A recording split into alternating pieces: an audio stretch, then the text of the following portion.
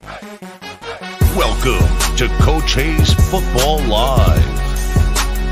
He can talk about anything from high school to the pros.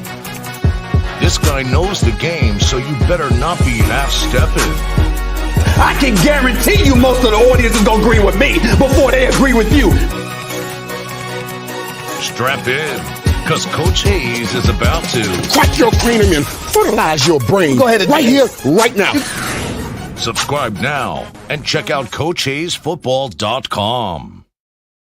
What's up, everybody? Welcome to another great episode of Primetime Talk. That's right, it's Tuesday, 8:30-ish. And we in the building, man. We here to talk about the Colorado Buffaloes and some of the comments been going around and Big 12 Media Day and all of that other good stuff. So let me know everything looks good, sounds good. I already see I got a runner, not a track star, in the building. Cuban Dominus is cooking some ribs, Coach, tonight. Waiting on you. Whenever you're ready, Cuban Dominus, all you got to do is holler at me. But let me know everything looks good, sounds good in the chat, and we'll be ready to rock and roll. Unfortunately, Twitter is not allowing us to go live on Twitter. So I don't know if I got to purchase something or upgrade something, but it used to be. That's something they just changed here in the past couple of days. So like I said, let me know everything looks good, sounds good, and we'll get ready to rock and roll, and we'll see what's going on in the building. But let me see. So we are live on Facebook as well as YouTube right now, and I'll find out whatever else is going on from there. But other than that, let me see. Everything looks good. Cuban Dominus said, I'm the only one in the chat. Hey, they said they have not been giving out notifications, so I don't know why that is. I don't know what I've done. But it is what it is. Really Flawed in the building says, your sound is fantastic. Well, I appreciate that, Really Flawed. And your cameo or your feature, whatever you want to call it, is coming soon. So it should be out before you know it. But anyway, we're in the building. We got a lot to talk about and a little bit of time to talk about it. So let a few more people pop on in here, and we'll definitely get it going on. But anyway, like I say, we got a couple of things to talk about here, and we'll definitely make it happen. Paul Finebaum on ESPN, everybody's been talking about it, and that's why I do the show as well. We're talking about the latest news. So that's what it is. But Paul Finebaum has some choice words in regards to Colorado and the future of the program, as well as the future of the season. So we'll see about that, as well as Coach Prime had a lot to say in the media day during his interview, and I, thought that was in it. It says, yeah, your notifications are not going out. I guess it's not. I have no idea. So maybe I haven't changed anything. I haven't done anything. So maybe YouTube mad at me or something. Maybe guess what? My wins are bigger than their wins. Huh? See, there you go, LMV. Damn, day 2, no notification. And that's why I try to keep a schedule just for this. So I appreciate y'all coming through. I guess people will pop in slowly but surely. And we'll open up the phone lines here after I finish bloviating, as E. Brown likes to say. But Broska said they got the notification. I don't know. But anyway, let's pop on into this deal. Coach Prime at the media day sat in front of the media and said basically that my wins are different than your wins. And a lot of people felt a certain way about that. I didn't. I actually understood exactly what he was saying because of who he is. And I get it, right? Now, I will say this. Part of why his wins, not all, but part of why his wins are bigger or different than everybody else's wins, because he also helped create that through what he's doing through social media, sound bites, and everything else. But that's him. That's part of it, right? LV, stay out the chat, hey, stay out the chat. Okay, stay right at the camera. But talking about what wins. LV, my Lord. Man, forget it. 5 minutes. Let's go. Right there, LMV. 5 minutes in the corner. I ain't doing this with you tonight. Not tonight, LMV. But anyway, but I do agree with what he was saying about his wins are different, because anything that he does will be scrutinized. Okay. And I understand that as well.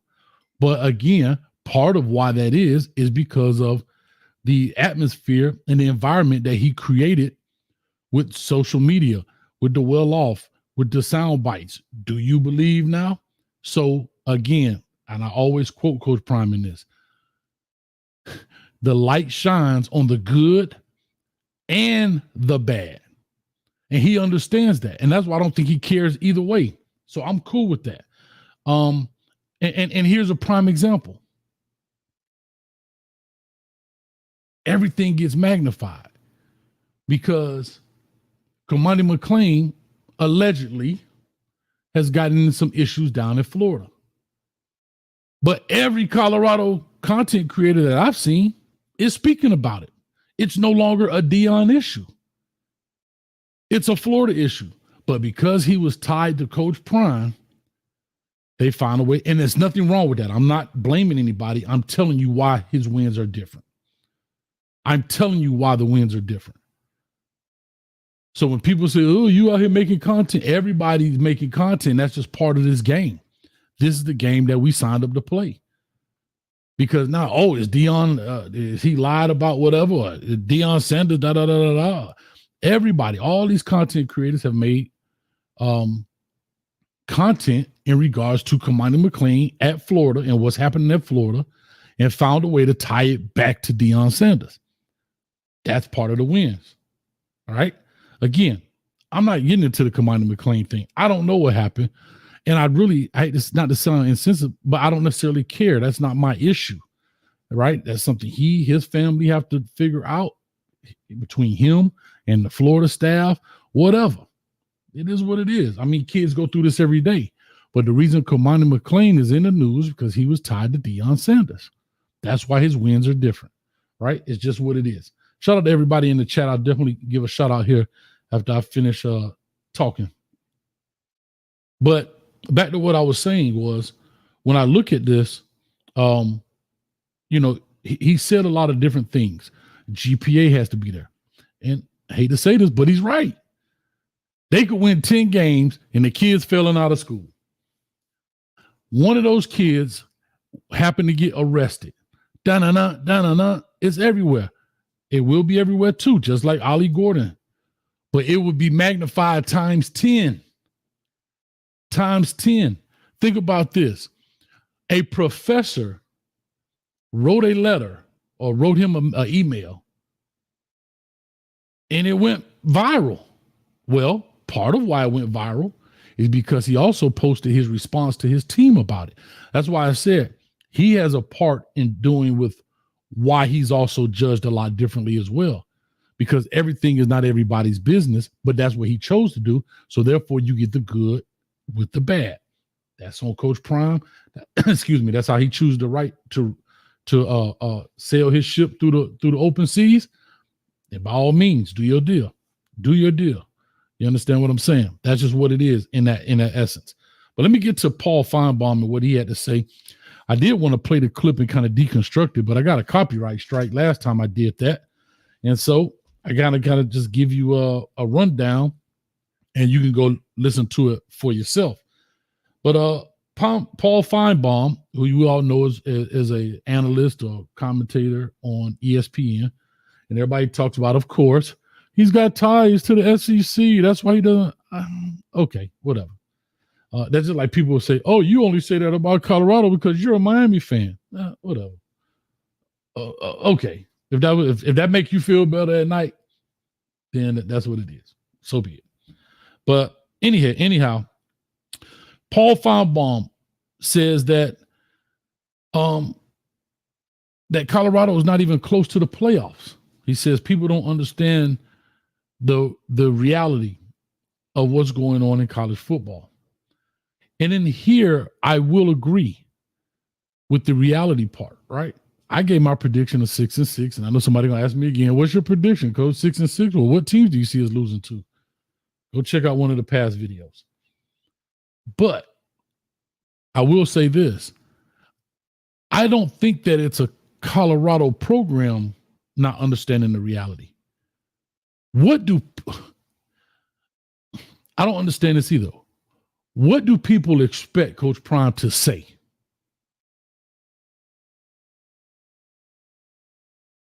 Like, what do people expect the Colorado staffers, the program? What are you supposed to say? Hey, we win 6 games, boy. We really doing something. That doesn't work that way. Who I think doesn't understand the role of reality. Y'all not gonna like this, but the cult members don't get it. I was actually talking to a coach yesterday.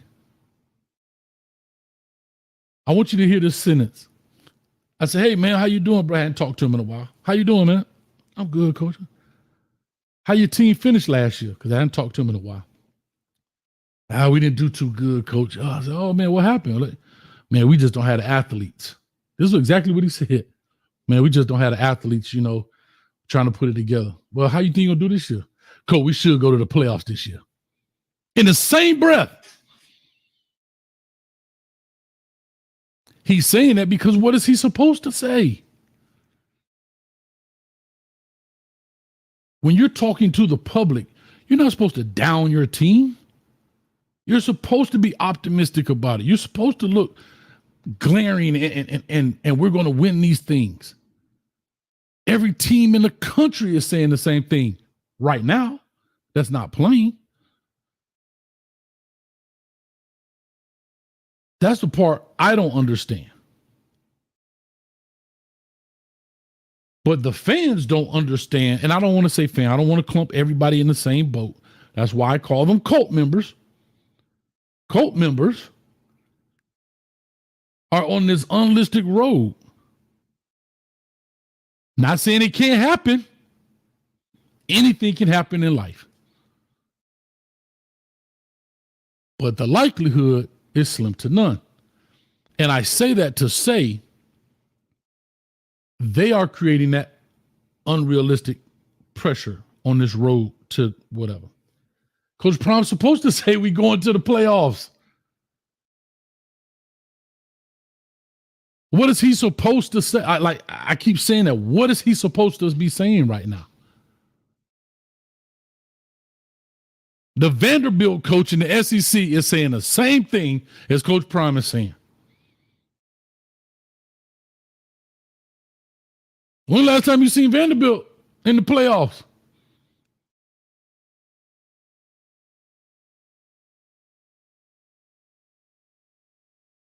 So anyway, so I understand what Paul Finebaum is saying. However, I don't think it's a program issue. I think they truly understand where they are. They know the players they have. Yes, they've upgraded some talent. Yeah, they got some good pieces. But they also can gauge within themselves where they are. And I understand that.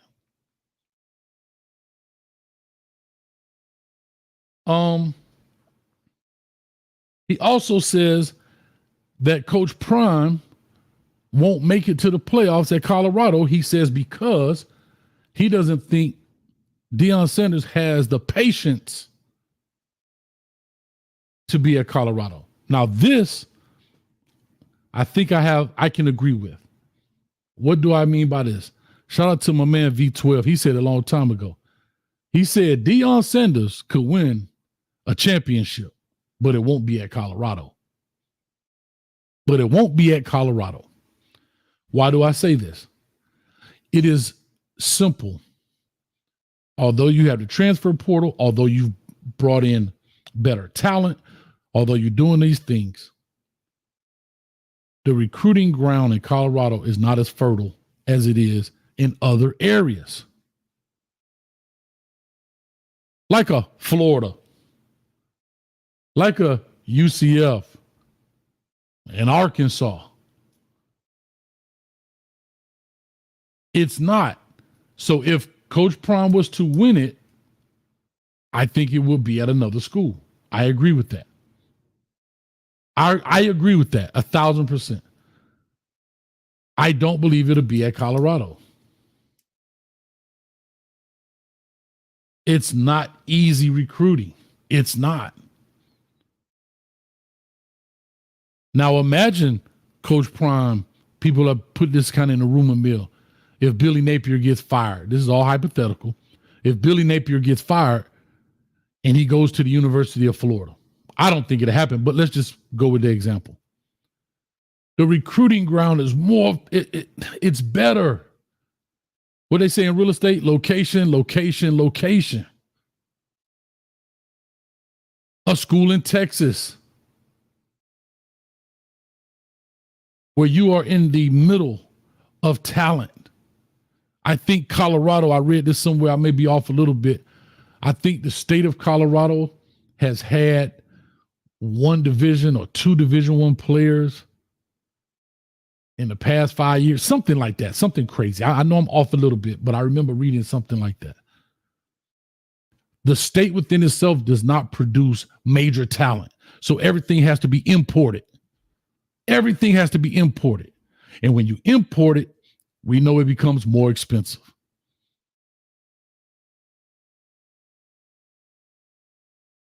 So I get that part.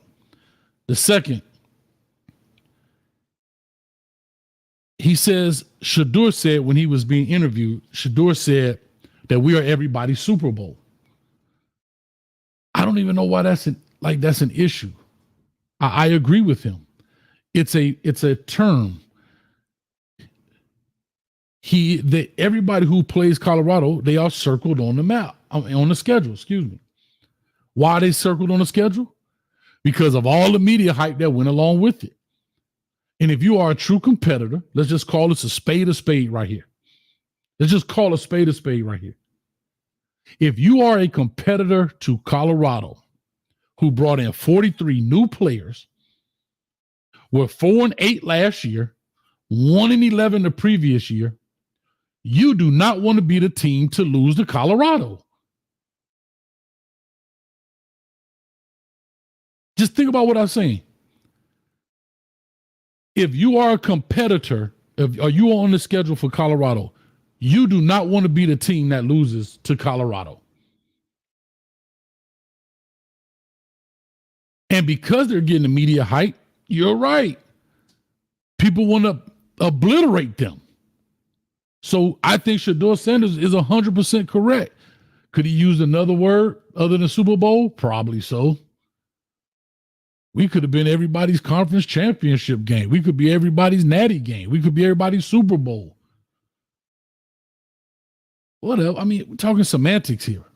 And people, and again, this is the Prime effect. Any and everything is scrutinized. His wins are not the same as everybody else's. What's said over there is not the same as anybody else's. And so I see that as a non-issue. There was no lie told when he said it. You know Nebraska got them circled. Why? It's their rival. Colorado State, in-state game. And they almost beat them last year. I think they went to overtime, 2-3 overtimes. And it's a new program, well, not a new program, a program coming into the Big 12. Who in the Big 12 want to lose to Colorado? Raise your hand in the chat if you were a player on one of these Big 12 teams and you like, yeah, we lost to Colorado. That's cool. No, it's not cool.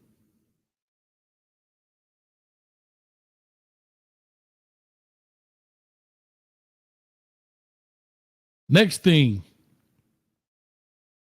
he says that Colorado is not important in college football, but Deion is. I agree with this statement. Now, this statement I agree with. He wasn't speaking about fans. He was speaking about college football. So far as, in my opinion, the coaches in the conference, other coaches ain't thinking about Colorado unless they playing them. Do you really think Kalen DeBoer is thinking about Colorado or Alabama? No. And it's not because it's Colorado. Kalen DeBoer ain't thinking about New Mexico State either. When you're not playing somebody, no, it's irrelevant. And you're also not thinking about them because you're in your mind, you're not thinking they're going to make it. So it's like, whatever. Now, if they happen to eke in and get into the 12-team playoff, then we'll start thinking about them. I bet he's thinking about Georgia, even Ohio State out of conference, because he's saying, okay, Ohio State, they could be in. Let's maybe look at some of their stuff, blah, blah, blah. They're not thinking about Colorado. They're not.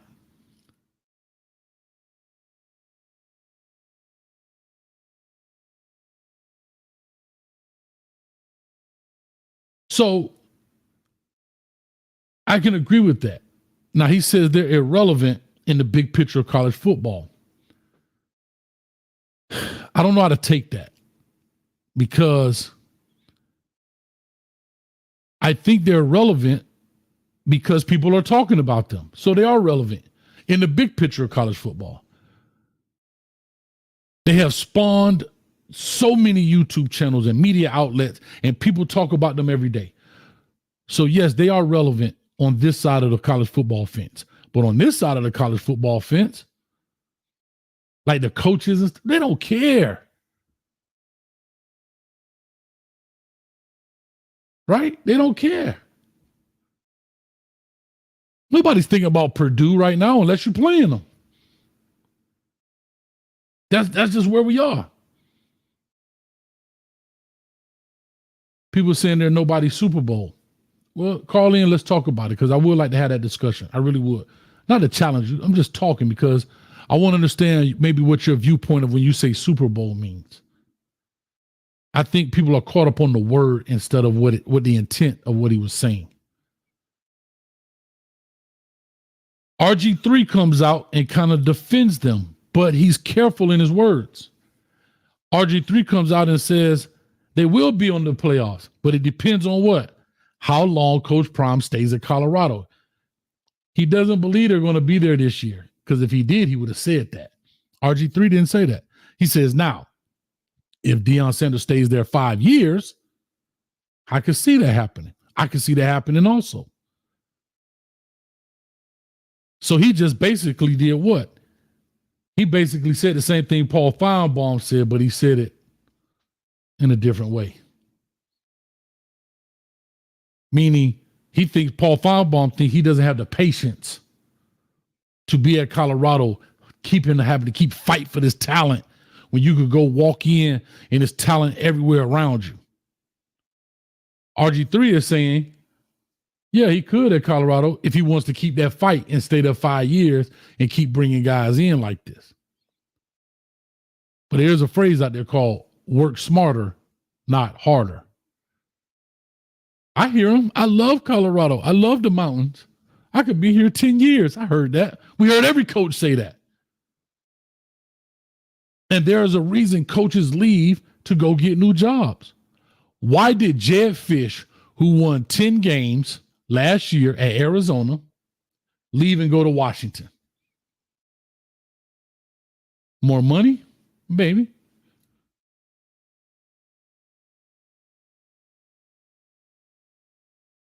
Why do coaches leave and go to different jobs? Why does Brian Kelly leave Notre Dame and go to LSU? He told you, I need players. It's hard to get them in South Bend, in Indiana. Yes, it is Notre Dame. I get it. But he's been there a long time. Sometimes you need a breath of fresh air.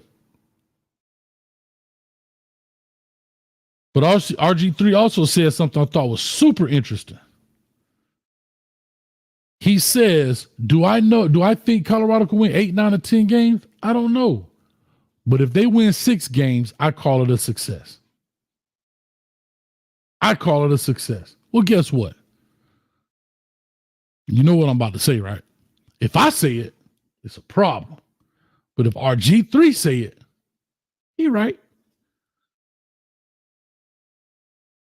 I don't know if Colorado can win 8, 9, 10 games. I said 6 and 6. I'm a hater. RG3 says, I don't know if they can win 8, 9, or 10 games, but if they win 6 games, I call it a success.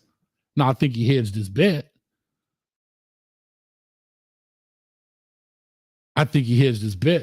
That's that floor ceiling type crap. That I think is, in my opinion, you hedging your bet. Well, my floor is 6, but my ceiling is 11. That crap out of here.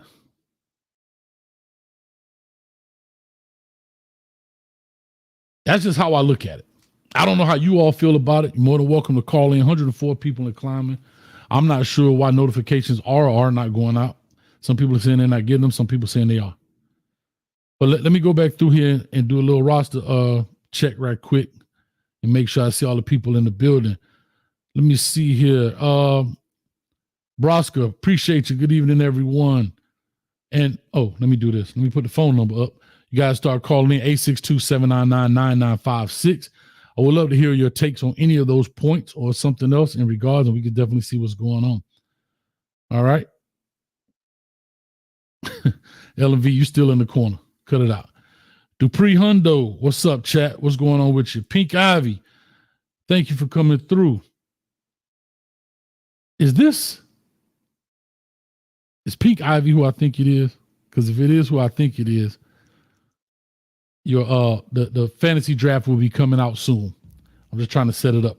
I gotta rebuild the site and all of that stuff so we can do it. Really flawed in the building. JR Boxing, what's going on with you, man? Juan Manuel, Coach Hayes, man, forget Deion and Finebaum. Coach Hayes, Whifflong, Crystal Pickett to Oregon. Not my 305 Kings. Damn it, man. Matter of fact, I did DJ Pickett's video today. Y'all make sure y'all go check it out. He will be doing his commitment tomorrow. I'm not sure what time.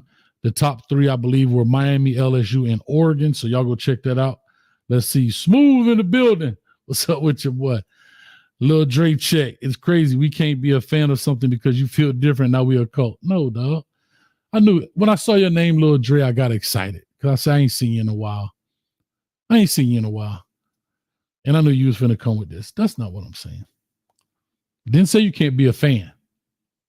I'm talking about cult members. And see, because you feel that way, you're a cult member. And it's okay. There's nothing wrong with that. We got the Kane crazies. We got them all. It's okay. See, that's y'all problem. Y'all problem is you think because somebody say something, y'all the only one. No, Colorado don't live in the vacuum. Everybody got them. Everybody got crazies. Everybody. But if you touched by it, then a hit dog will holler. So stop howling at the moon. Call in. Talk to me. And you know I like to get petty. My name is Petty Pendergrass.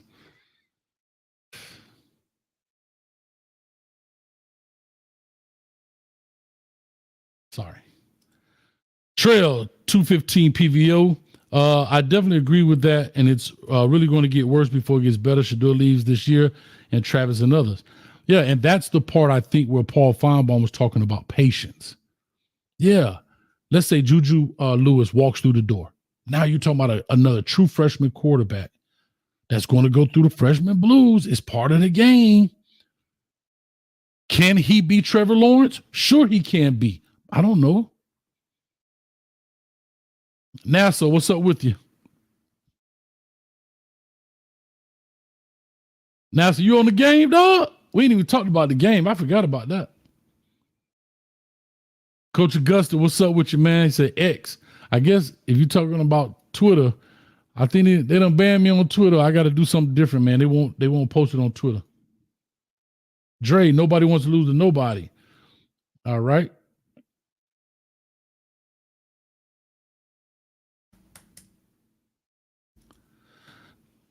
Juan Manuel says Paul Finebaum should come out and just say, hey, I represent the SEC. So much opinion is biased towards the SEC. Respect him much more if he added a disclaimer to his comments. I get it, man. I get it. I think everybody who's a fan of a school in the SEC think that way. I tell you, I work with a guy who's a Florida Gator fan. I'll be like, yeah, Florida Gators suck. You know, his first response every day. Hey, the Gators suck. Yeah, but we in the SEC, the toughest conference out there. That's his first response. So I get it. Mr. Hillsman, what's going on? How you doing? I wish some of y'all would call in, man. Y'all really do. 862-799-9956. Call in. Let's talk about some of these things. I got NASA on the line. I'm gonna give me 1 second. NASA, I'm coming. And Dupree, how do you feel about the starting 5 new offensive linemen? Please inform me. I've been swamped busy. I don't know who the starting 5, but if you tell me their names, I'll give you my opinion. We'll see. We'll definitely see. Factory Q, what's up? P-Lo, what's up with you, man?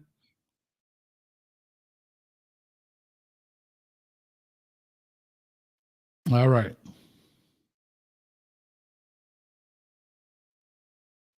All right. And real quick, because NASA talked about it again, I wanted to say this.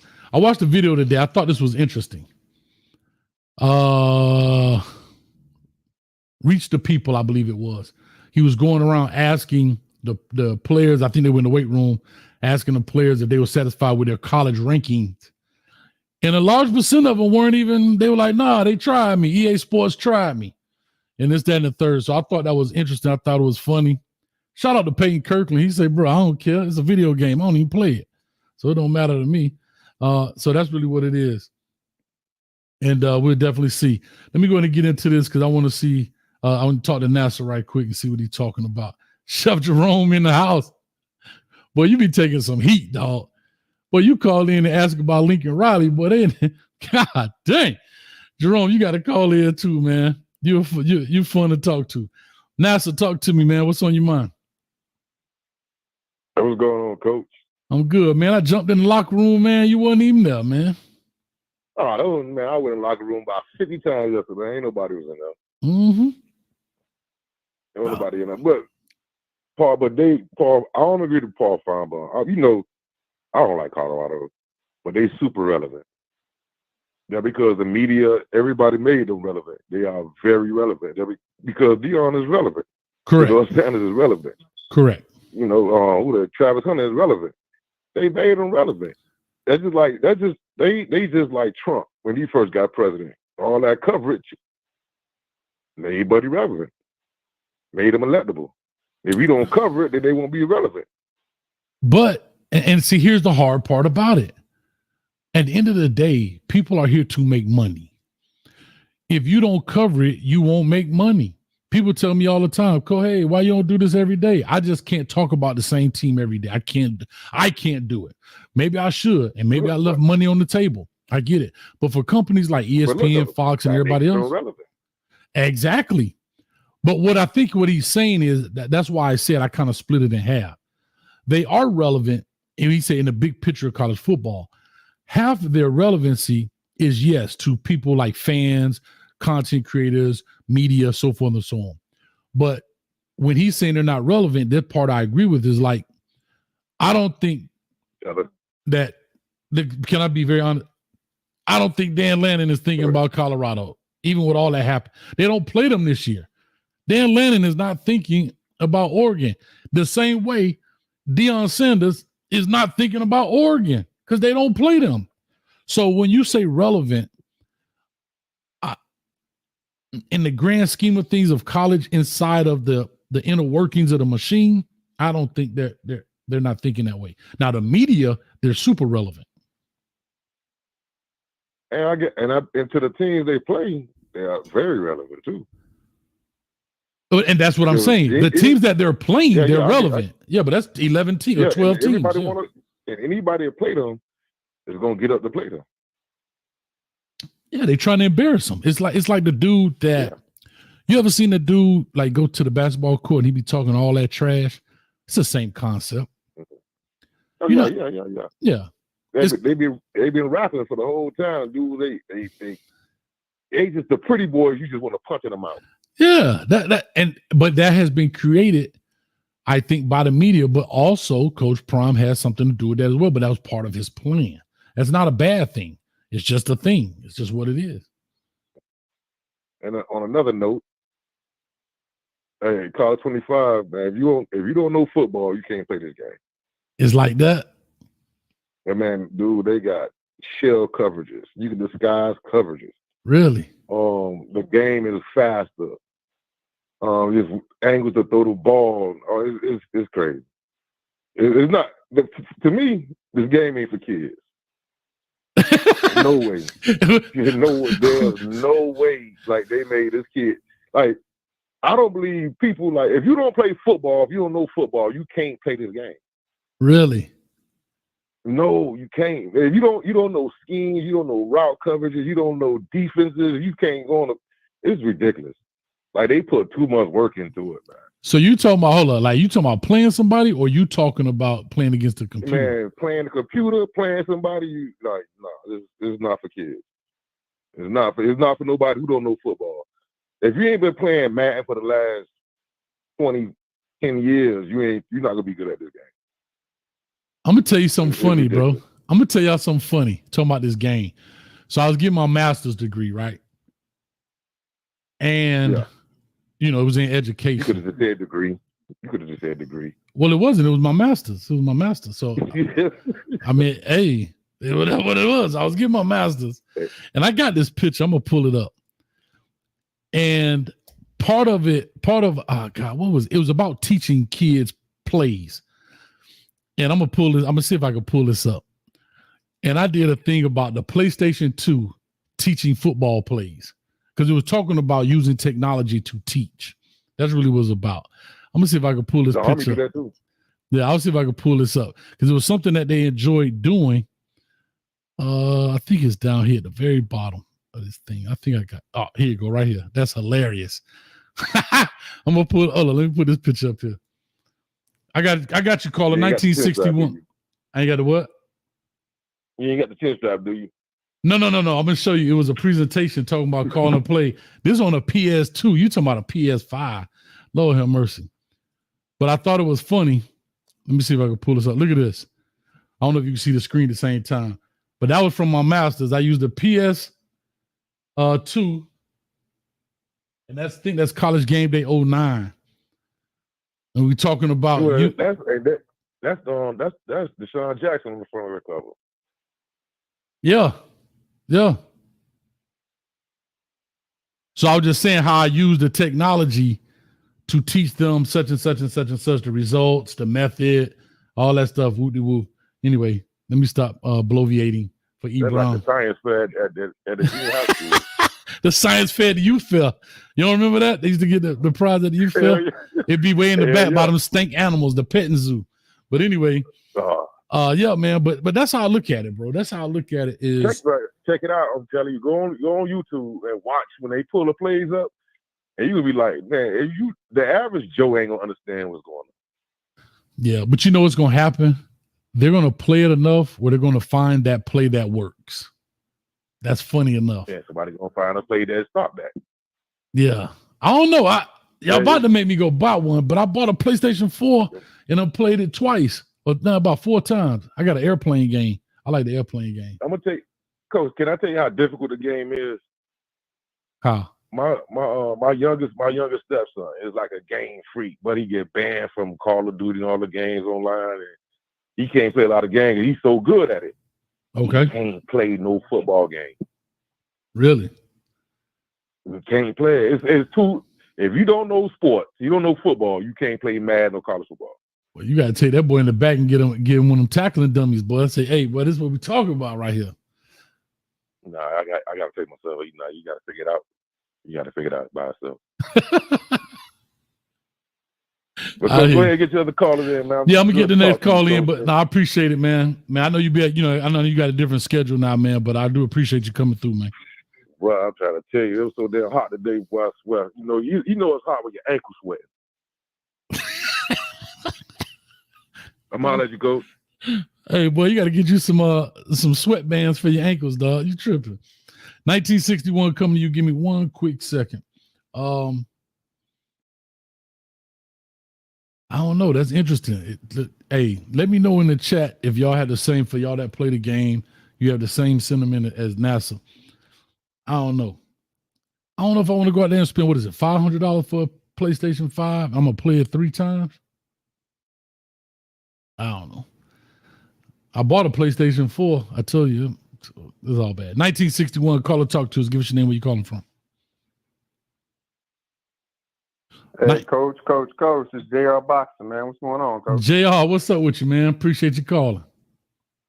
Oh, nothing much, man. I'm the same way with you, man, on the PS5, man. My old lady bought it for me. This was during the COVID time. She probably wound up spending $1,000 when them things was hidden. Wow. And I never opened it.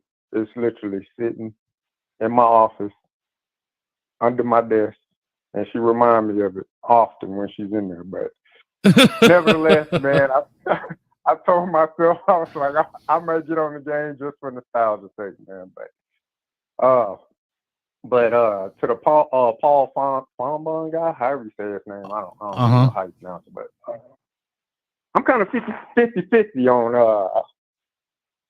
50-50 on some of the comments.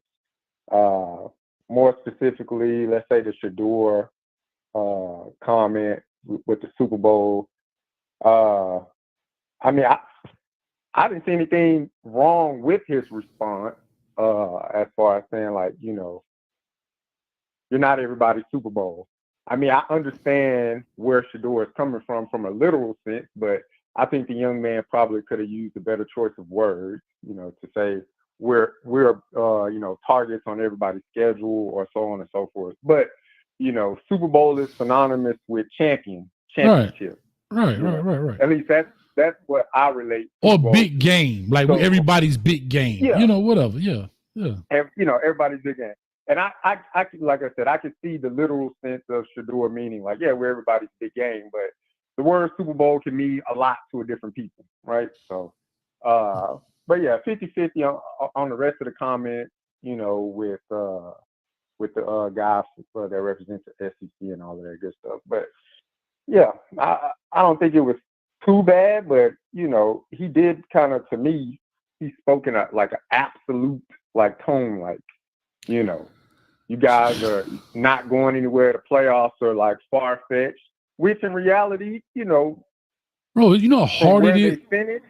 Bro, you know how hard it is. Where they finished the season 4-8, yeah, it is far-fetched. But like you said, as a coach, like what are you supposed to say as coach, right? You're not supposed to say that that's out of the realm of making it to the playoffs. But the absolute tone in which he spoke, I think that's what a lot of people, got caught up in. But, so here's what I'm going to say. Media, And that's what it is, right? But here's what I'll ask you. It's 12 teams. The 4 conference champions make it in, plus a G5 makes it in. So that's 5 teams that have a guaranteed spot. Do you, JR, believe that Colorado wins the Big 12 championship to get that the conference championship spot? No, I don't believe they. Okay, 12, no, that's fair. So there's 5, and there's only 7 spots left, and they're taking the highest ranked of those 7 spots. So that means that you're going to have to be ranked in the top 10, 8 to be in the playoffs. I mean, if you take it from what they say, conference champions, and then whoever's ranked highest after that, that's not a conference champion. Yeah, I mean, it's like it's not a far stretch, definitely for the coach to say it, because you have to as a coach. I mean, if I'm a player on the team and you telling me like, well, it's just a rebuilding year, we're really not playing for much this year, I'm like, why am I here? I want to hear my coach, as unrealistic as it may sound, I want to hear a leader, that is leading me to say, no, we can do it. We are able to accomplish this. Agree. Anything is possible. Agree. Yada, yada, yada, so forth and so forth. Agree. But, for the casual fans and for the reporters and things like that, it's definitely something to speak about and to create, a whirlwind of media, frenzy over words, right? But, well, yes and no. I think the problem is people are so sensitive because how somebody says something, right? Yeah. Because you notice RG3 basically said the same exact thing, but he said it a different way. He never said, RG3 never said they were going to the playoffs, did he? No, never. Never came out of his mouth. So he has to agree with Paul Finebaum. He didn't challenge Paul Finebaum on saying they weren't going to go to the playoffs. He challenged Paul Finebaum on their relevancy. So it's funny that you say that because I mean we all know people or know of each other from being in different spaces on YouTube and stuff like that on certain platforms. Mm-hmm. But months ago, this was like during the season last year. Okay. Me and Law Dog, we're going back and forth, and he was like, "Man, I just don't get it. Why everybody like hating on what I say." I was like, "Man, I think it's just the way you say it, but what you saying makes sense. It's just I guess people not receiving it, because the way you saying it, maybe the tone, or maybe you too direct or something like that. Because we would literally say the same thing sometimes. Exactly. And people would get on him, and then I got a pass. So I was like, I appreciate it, man, but But they do me the same way here. Is because I don't put a cherry on top. If I just say straight up, hey, they're gonna lose the game. You're a hater. Instead, I could say, well, they're going to go through the game. It's going to be a tough battle, but unfortunately, right at the end, they may not score enough points as the other team. They're going to lose the game. Absolutely. But that's what it's all about. That's the only thing the tone. We are in a gladiator sport, and people are talking about tone. Yeah. That's the part where I talk about people like my man Lil Dre. They get in their feelings because you say, hey, think about it. I said 6-6. RG3 says 6-6 is a success. RG3 says 6-6 is considered a successful season. But when I said 6-6, I'm trying them. Michael Irvin said they could win 5 or 6 games last year. Nobody said anything about Michael Irvin. He said the same. He said this first year, I could see Colorado winning 5 or 6 games. Nobody in an uproar. Yeah. So as they say, it's okay when they do it. There's a problem when I do it. Well, god dang on it, it's a problem, man, JR. That's all I can say. Well, hey, hopefully they have the most successful season that they have.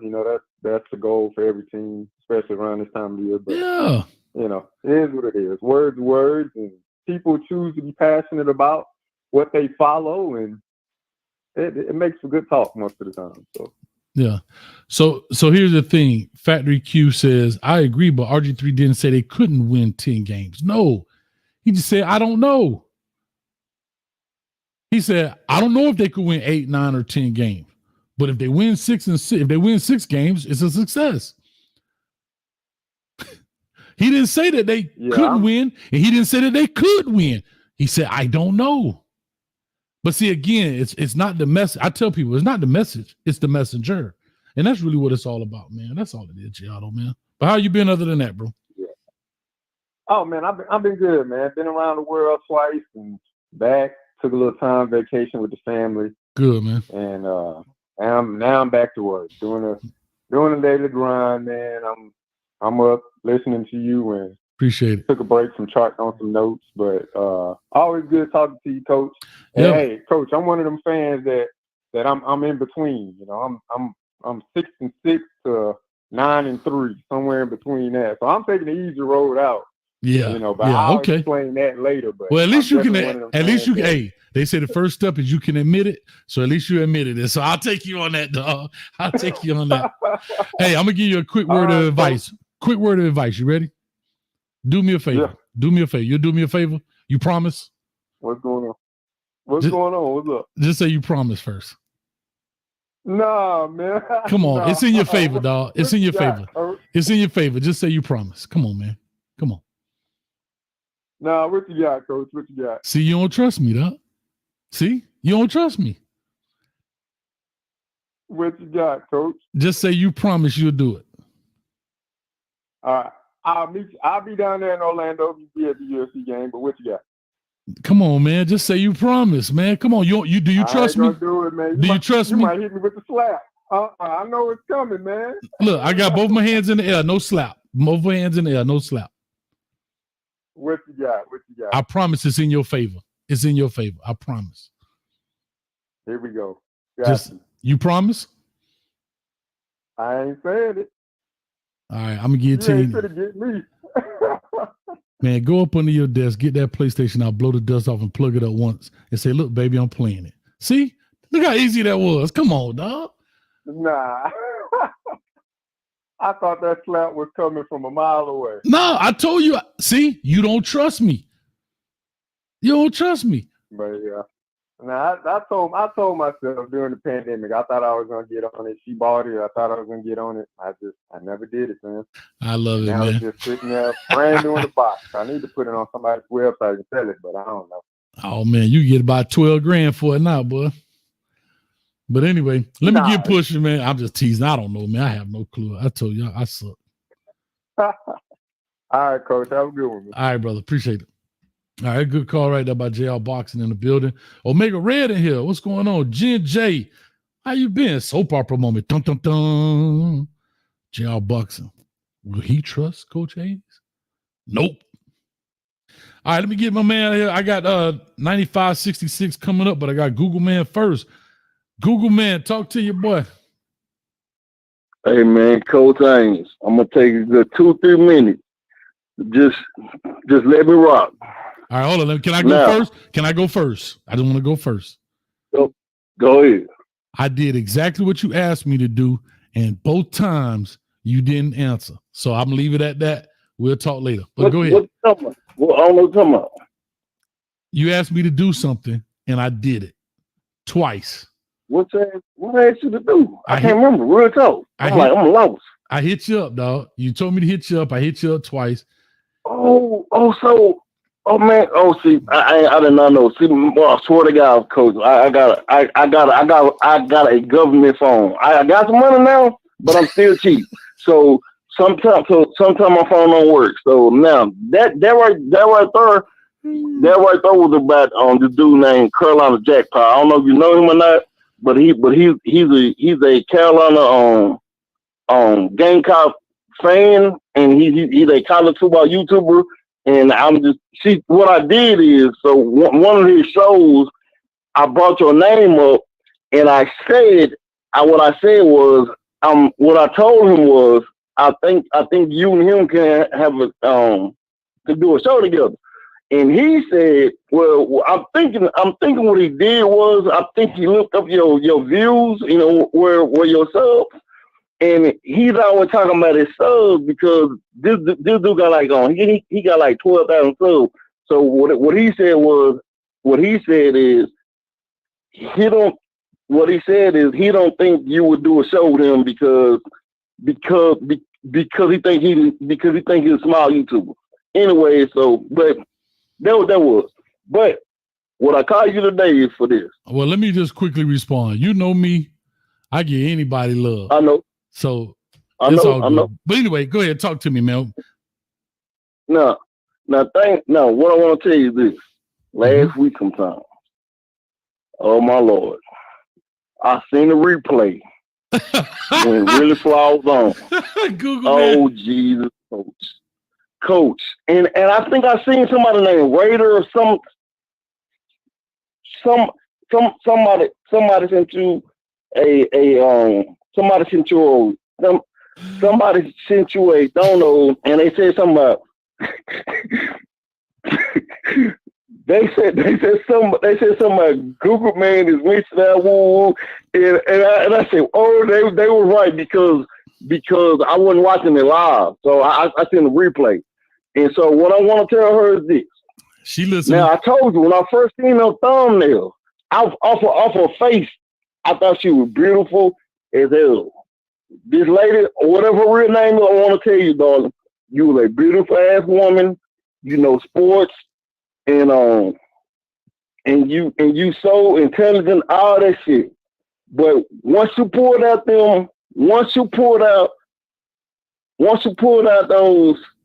canned goods and those two Waddell footballs. Whoa, Coach! I felt deeply in love with her. So I was already liking her a lot. Bro, Coach. Oh my Lord, Coach. She's beautiful and them cans. them cans is a weaponry. Yeah, man, that's all I got, man. That's what I want to call you about, Coach. Really, oh my Lord, Coach. I ain't take you somewhere.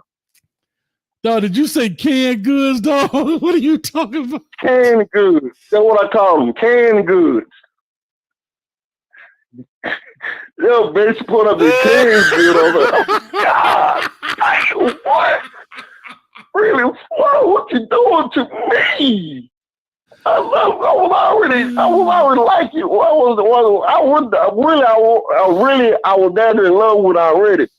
I ain't never seen a woman before, I never talked to her, but real talk. I'm a sucker.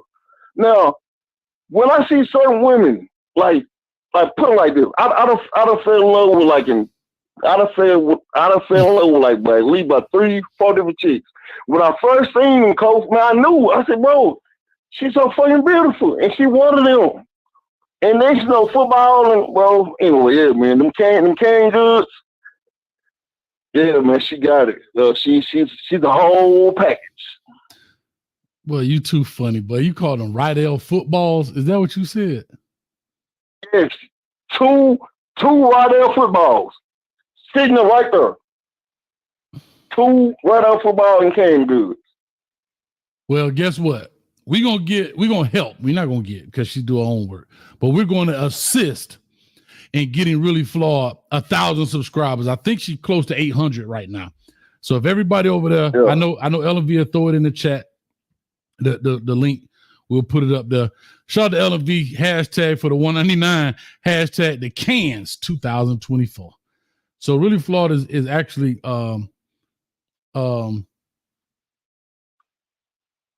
is the hashtag queen. She got hashtag sweatshirts and koofies, hashtag the cans 2024,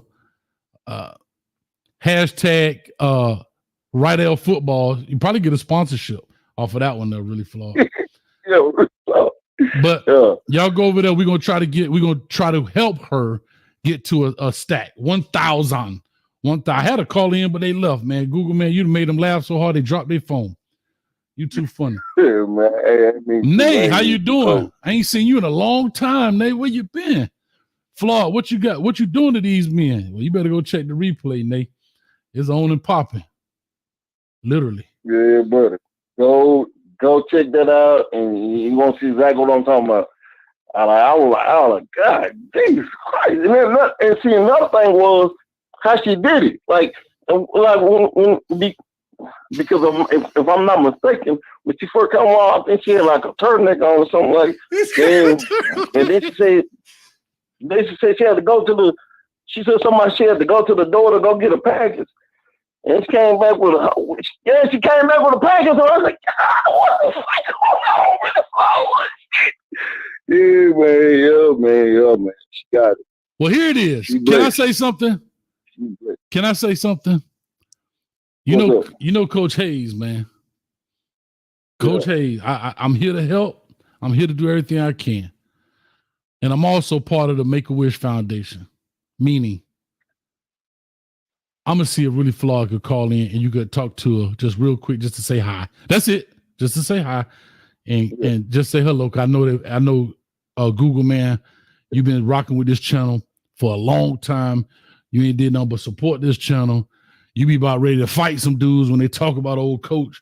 So I thank you. I don't know if she will or not. I'm asking if she would call in just to speak to you briefly, just to say hi, because I think you are her number one fan. Are you subscribed to her channel? No, I told you, Coach, I'm telling you the truth. I think one time I'm trying to tell you, like I tried to come up with some kind of scenario to play that in your head, because I'm trying to make you because I feel like I think what I said is, I said if I go to a channel, it's gonna be like I'm kind of like stalker. Well, I'm a sub. I'm gonna give us a Anyway, so yeah, man. But like now one time I tried to call in when she was on the show, but I'm guessing I called in too late. I heard you were looking for me. Hey, Miss Law. Hey, I just want to tell you, you're a beautiful ass woman, and you very intelligent. And you know football, so I love all this shit. But the other day, last week sometime, you put up in canned goods, and I done lost my mind. So yes, you look good. You the whole package, and yeah. Well, But you married, so I can't. I ain't gonna. Hey man, one thing I learned. One thing that I have learned is I ain't never. If I know you married, I'm not gonna do too much because I'm not trying to like deal with somebody else's woman because I know me. Because if I'm married and somebody like trying to get to my woman, that shit ain't cool. So, but if you were single, I'd be shooting all kind of game right now. All my stuff. I ain't gonna do that. You married woman, so I'm gonna chill out. But you look good.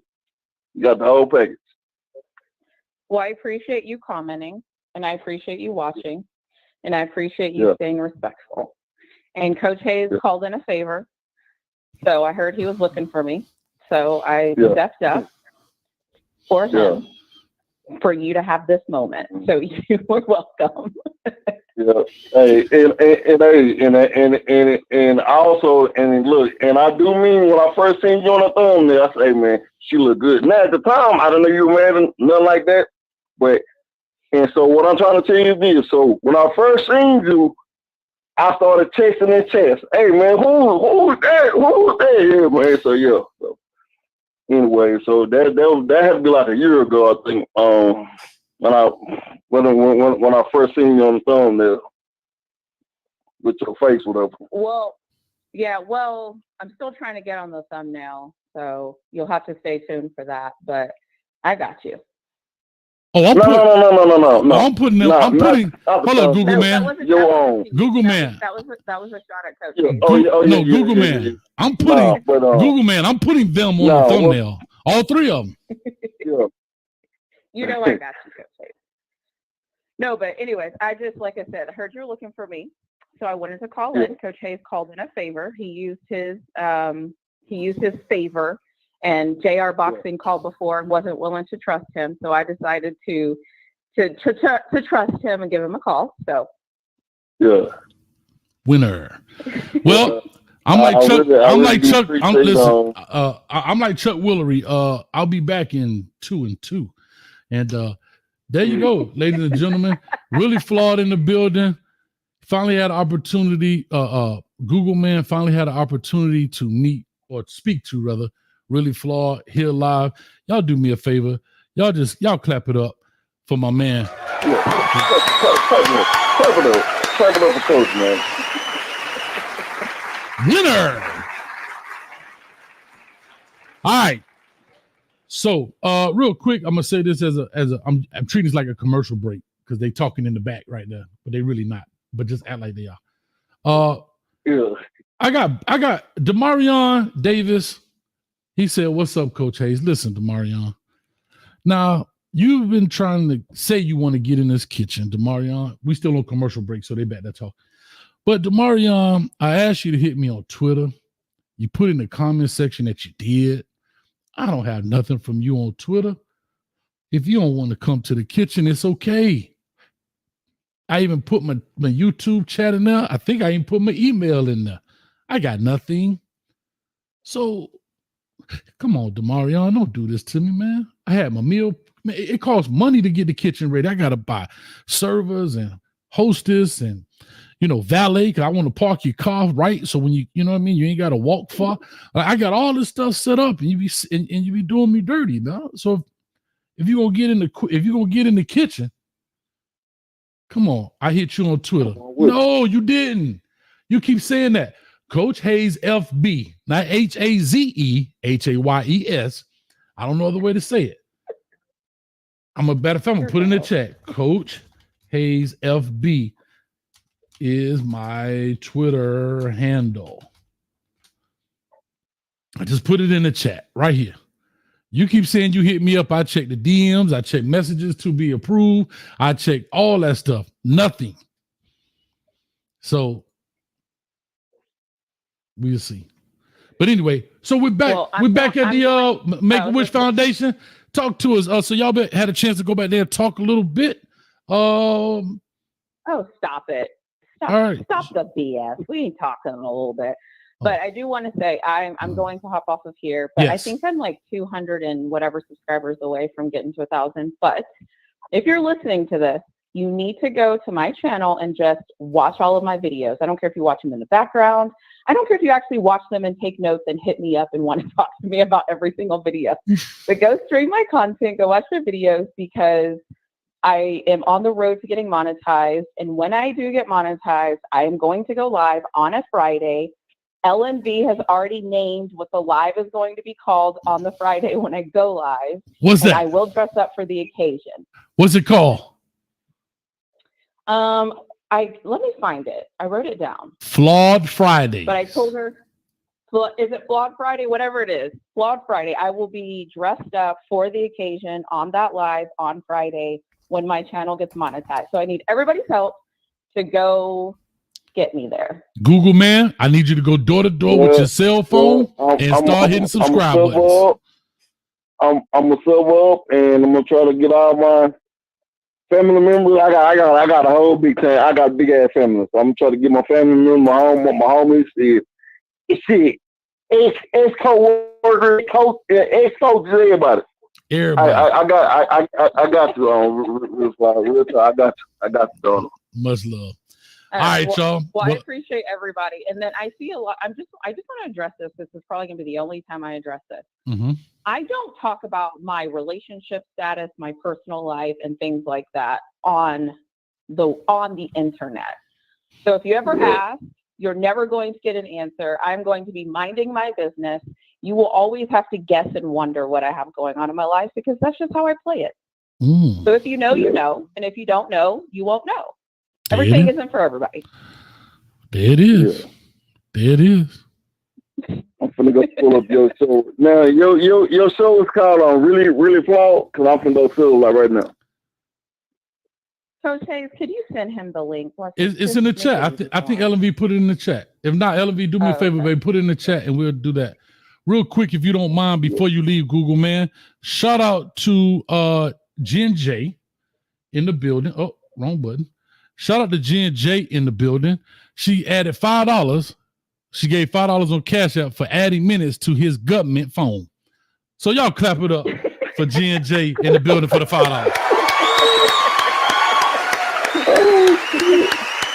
Yeah, Coach, man. I'm trying to see because I want some money, but I don't want his money, but I'm still not gonna upgrade.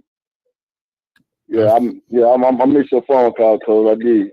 I feel you. I got you back. All right, guys. Well, y'all have a good night. I need to go back and edit some videos. No problem. All right, now you too. All right. All right, Google man. I appreciate you, darling. We're going to get this next call on the line, and we'll see what's going on. But shout out again to Jen J. You got anything you want to say to Jen J for the $5 for the on Cash App? Me? Yeah. I ain't know if you want to give up personal thing. Yeah, I ain't know if you want to. Thanks for hitting up on Coach Haynes with the little 5 and shit. I'm gonna match it. You might have checked her thumbnail now, Google man. That thumbnail looking a little right. Coach, you can trust me. I don't, Coach. I ain't tell you. I want some more money, Coach. I'm high right now, Coach. I'm high. So I hit on the call this past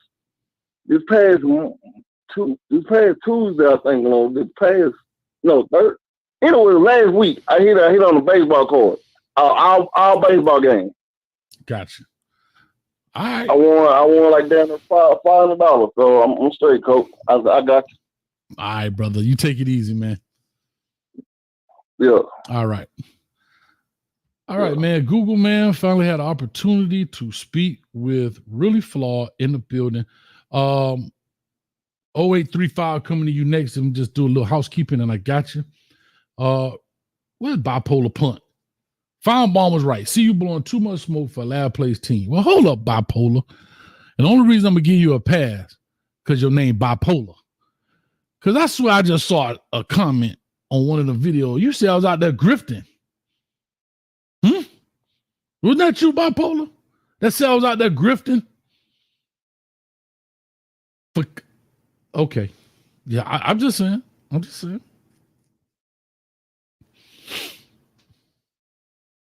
I told you, boy, I'm like oxygen. I'm everywhere and nowhere at the same time.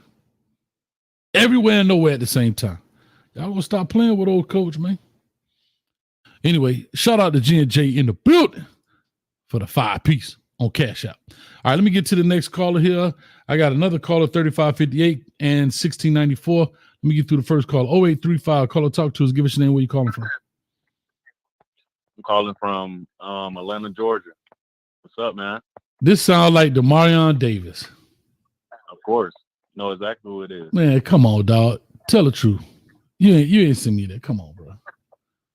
Hey, look. You must have had it I misspelled. literally have proof. Hey, listen. I literally got proof. I can send it to wherever you want me to. I messaged you July 2nd. I said, "What's up, coach? This is Demarion from the pod," and it say you cannot message this user because you are not verified. So I sent it, and then I literally joined again, and then you resent it. I followed you, and you never followed me back. So it's not. You followed me? Ducking. I just thought it's kind of you ducking. Nah, hold up. Well, you follow up. Matter of fact, let's do this right now. What's your Twitter name? I'm gonna look it up right now, and I'm gonna follow you. Perfect. Okay, so my Twitter name is WD3AAAY. All right. It's got. Okay, it says follow me. It's like you sitting in some bleachers. Look like.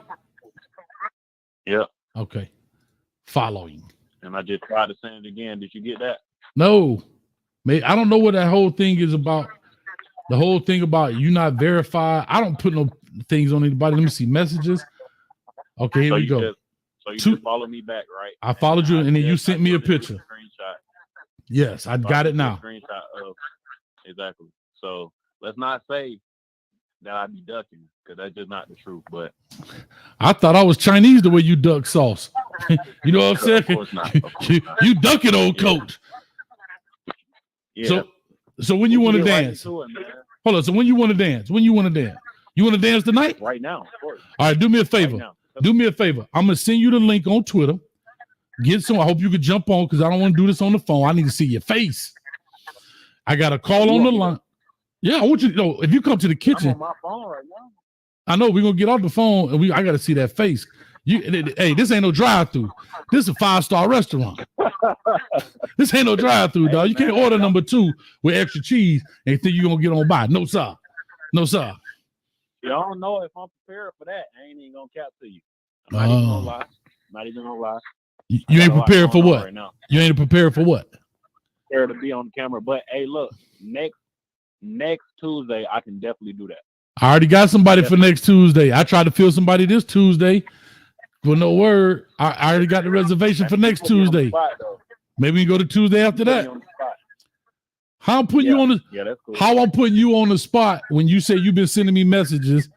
You say you ready to do it right now, but then wait a minute, I ain't prepared. What you gotta do? Hair and makeup? I get it, bro. Hey man, as the good book say, come as you are. We got you. Come as you are. Come on. Hey look, you can't really just throw me in the fire like that. You know, I got to get ready for all that. But we can definitely do that whenever. But last time we did it through the phone, I feel like today we can do it through the phone. Nah, but it's not the same, man. Because it's not the kitchen. That's a discussion. The kitchen. Exactly. See, I'm just trying to talk game. I'm not trying to, look at your face. Like I look at your face too much. I'm just trying to talk game. You ain't got to look at my face. I want to look at yours. That's the problem. Hey, I'm just here to talk ball. That's all I'm trying to do. I know we're gonna talk ball face to face. So you want to do that the Tuesday after next? Matter of fact, we don't even have to do it. We could do it whenever. I got 2 shows tomorrow. Okay. We could do it. I can't do it Thursday. Might be able to do it Friday after the whatchamacallit. I'm not sure. We'll look and see. What time Friday? I literally just came up with that. I don't even know if the restaurant open. I got to see if LMV could be my hostess. I got to get Google Man to do the valet for me. I got so much going on. I gotta see if sous chef Jerome can come in and get the vegetables ready. Okay. I got a lot going on right now. I wasn't ready. Okay, how about this? Since you just follow me on Twitter, you can actually hit me up. You can give me a date any day after Friday, and I can come and I'll show my face and everything. Oh, let's do it. Let's dance. Hey, you gonna bring the music, right? So we're not gonna do it now. Well, I got other callers on the line. That's what I'm saying. I mean, if you want to have a conversation, do me like this. At least let me get through the callers that's on here. You can hold on in the back. I'll lock the line and we'll talk just a little bit. We won't call it the kitchen, but we'll just have a little conversation. Is that fair? Yeah, I can't show you my ingredients right now. So then you have some ammunition to work with when I come on. See, I'm just gonna hide it in. See, if we're gonna have a discussion about it, I want to go ahead and get all my points out right now. And then when we had a real discussion, then I can really go do a deep dive and really get the ingredients ready, really stir the pot on you. But see, I'm real passionate about this season for CU, and I just think that we're gonna take it home. Maybe we not win a Big 12 title, but I believe that we're gonna win at least 9+ games, 10 games at least. Okay, no problem. But I think we're gonna have probably a little bit more in-depth conversation than maybe. I got about 3 callers back here right now. Oh, one of them just hung up. I got 2. Let me get to those 2. Hold tight. I'll get right back to you, and I'll lock the line so nobody else can call me. Okay, perfect. All right. I bet see you soon. Oh, you'll see me soon. You're gonna hear me in a few minutes. Shout out to Demarion Davis. All right, call, and he hung up. Oh, he hung up. This is gonna be easy. I think I'm making ramen noodles that too. Next time when I have them in the kitchen, we making ramen noodles. Bison flavored ramen noodles. That's what we're making. Call or talk to us. Give us your name, where you calling from. 3558.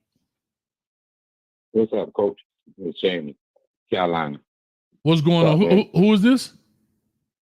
It's Jamie, Carolina. Oh, Jamie. Okay, talk to me, man. Yes. I got you. I got you. Man? What's going on? I see you want to cook somebody tonight. Well, no, I was just hanging out. You know. Yeah, ain't nothing wrong with that. I'm gonna make it snappy, so I want to hear what you got to say. I mean, I always like when you speak on different things. But I want to ask you this question, man. What's going on with Paul, man?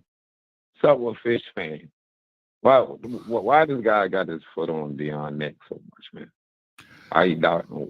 Why this guy doubting my man? Why he feel like Colorado is not going to do nothing from the time Deion took this job? Why this guy got his feet on his neck? All right, I'm gonna just ask a basic question. Mm-hmm. Has he been wrong yet? I haven't been wrong yet, but I'm just looking at the picture like, man, come on, man. The man take a dumpster fire job. That's just like, say, I'm gonna put it in suggestion. This like, all right, you work, say for instance, you still can work. I don't know what you do. Well, you're a professional. All right, say I know you're a coach, and you take this job out here in Carolina, and I'm gonna say Myrtle Beach. And this school was losing for the last 5 years. They ain't win no more, maybe 2 games out of the whole 5 years. And they say, all right, they bring you in. And they give you this job. And I'm not going to use color barrack, but we always get the I agree bad with end of this. I agree. We always get the worst jobs. We get the worst jobs. I agree with that. Yeah, we get the worst job. Now we go in, and this school wasn't irrelevant since I left out of school in 96, 94, 95, 94. Colorado ain't been relevant. No way on the radar. Maybe I have 1 or 2 good seasons since I've been out of school. I've been out of school over 20-something years. Okay. Now, he come in and win 4 games. Better than 1 game or no game the last couple of years. Can you feel like everybody should wait, at least critique him after the 2nd or the 3rd year? Because you got to think about it. This man had to go back and rebuild a system. Had to get guys to come there. Colorado, you ain't hear no Star 5 is going to Colorado. LS even going there, he want to get playing time. That's the only place time that you might be want to go there if you want to play. Because they didn't have nobody. Mm-hmm. Deion got all the resources coming there, got people coming there, got people contributing, got them on there, got the revenue up in Boulder. Boulder was a town that was going dead, small business. And I read up on the small business been going to the shot. They wasn't making no money. He ignited their economy, almost $1 billion. Okay. I ain't made money in the last 20 years, maybe. They're making some money, but they ain't making the money on the level of now of their high school of an NCAA. And I feel like everybody, I'm not no bandwagon. I'm not no bandwagon of Deion. I've been following Deion, and he was doing great job in the NFL. Anything he touched, he turned to gold. But this one job he got the whole world against him.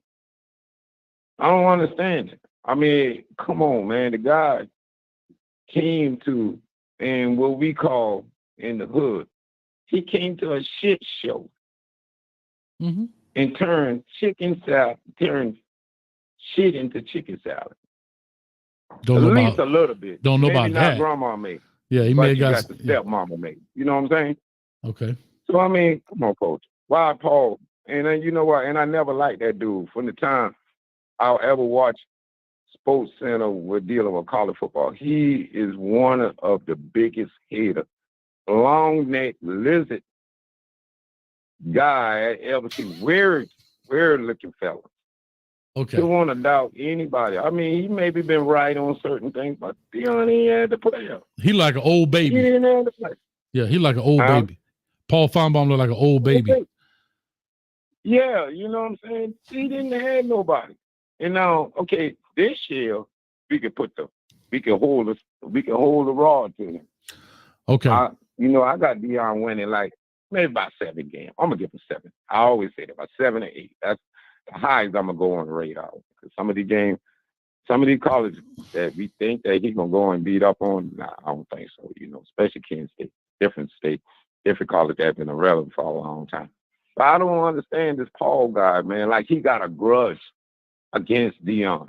Now it's a thing when you saying this and that, but when you seeing like you got a personal, that remind me of what Skip Bayless, what Westbrook. Mm-hmm. It was about basketball. That was personal shot, and nobody always say, "Oh, Russ," but everybody didn't know what Skip and Russ had a bump back in OKC, and he never liked Russ.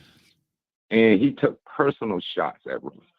When Russ' family was going out in public, people been calling him Westbrook, and he said, "Deal with it." And that's what Paul make me feel like.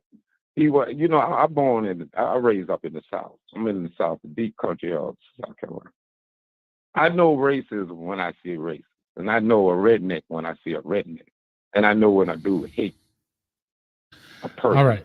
So hold on, Carolina. So you've been right. You asked me a one question. I let you rock. I want you to get it off your chest. Yeah. But now it's time for me to intervene. I needed to get that. Yeah, I got you. I feel you. Hey, man, this is a place you can sit back, relax, catch the contact, sip the cognac. You understand me? Anyway, real quick, shout out to Google Man for the $10. He says, I hope y'all win at least 10 games this season, coach. So shout out with Google Man for the $10. And he also, I gotta move it fast. Because I'm messing up. I gotta move it fast. Shout out to Google Man. I don't mess that all up. Also, shout out to Google Man for the $1. He says, Coach, you a fool, Google Man, doing valet parking. You my dog, bro. Hey, I ain't gonna give you a fish. We're gonna teach you how to fish, dog. You got this. Shout out to you, man. Shout out to you. So shout out to Google Man for the $1 also. So $11 in total. Appreciate it. All right, here's my question. First thing is, you look at it, this is my opinion, I think most people's opinion about Paul Finebaum. It's the delivery that you don't like. It's not the message. Okay? First of all. Mm-hmm. Second problem is, part of the problem Deion has also created. Okay, so you just said facts. There's some humility that you have to have, but Deion doesn't do that, and that's okay. That's his choice. I think that the fans are more upset about Paul Finebaum saying what he said than Deion Sanders. That's the part that blows me, because Deion Sanders knows if I talk the talk, I got to be able to walk the walk. But the fans get more mad because now they start saying, well, coach, he took over a bad program. But his very first meeting, he said, I'm bringing my luggage in this Louis. No, hear me out. There's no humility in that now. What I'm saying, but I'm not mad at Deion Sanders for saying that. What I'm saying is, if you talk that talk, you better be able to walk that walk. And he didn't, but Deion Sanders knows that. See, the problem that I'm having, or the problem I think people are having, is it's all right that Deion talk trash, but if somebody say, hey, well, dog, you do all the trash talking, you ain't backed up what you said. Deion Sanders know he took over 1-11 team. See, him saying that he wants to go to the playoffs is nowhere near as brash as saying, I got my luggage in this Louis. It's nowhere saying they won one game, well, not one, but the game they beat TCU. You believe now? You believe now? I'm not mad at Deion. I get it. But if anybody, you said back in the day, what if you had that dude that trash talk on the court and he losing every game he played on the basketball court, but he trash talking? I'm better than all y'all. He done lost 3 games straight on the court. What you gonna say about him? I mean, I played basketball. I'm saying, so what you gonna say about him? I mean, I'm just gonna say one. I played, and I always been a trash talker, and I lose plenty of jump. My game. If I got confidence in my game, and I'm playing 5-on-5, ain't that me losing the game? I might make all my scores. I might throw all my buckets. Hey, if my teammate ain't coming through, I don't feel like I brought it on myself. My game was good. Maybe the other 4 wasn't good. Well, wait a minute now. But you're not the head coach of the team. Okay. Wait a minute. You got to be the head. See, when you're the head coach of the team, you're responsible for everything that happens. It ain't an individual sport no more. So back to what I'm saying. What happened when you trash talked on the court and you lost them game? Nobody ever said anything to you? Yeah, oh yeah. They watched it in my face. Like, yeah. Sit down. So sit down. We'll see you in 3 games, 4 games. You might don't get back on the court. Hold up, now stop. 5. Okay, y'all get out of here. You know what I'm saying? All right, now stop right there. So now, did the other teammates that were on your team who didn't talk, who weren't out there and flamboyant and in your face, did they trash talk them, or did they just trash talk you?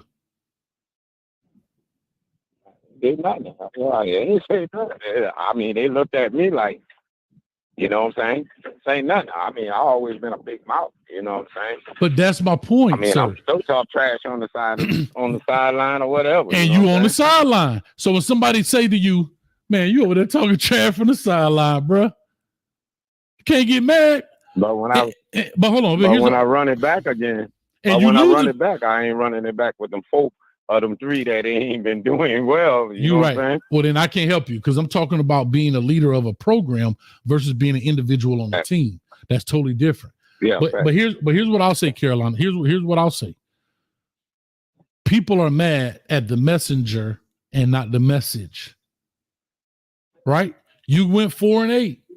I get it. There's nothing wrong with it. I might be, but me personally knowing, I mean, some of your audience maybe just like getting into spring. I don't know your audience, and maybe you got some young audience.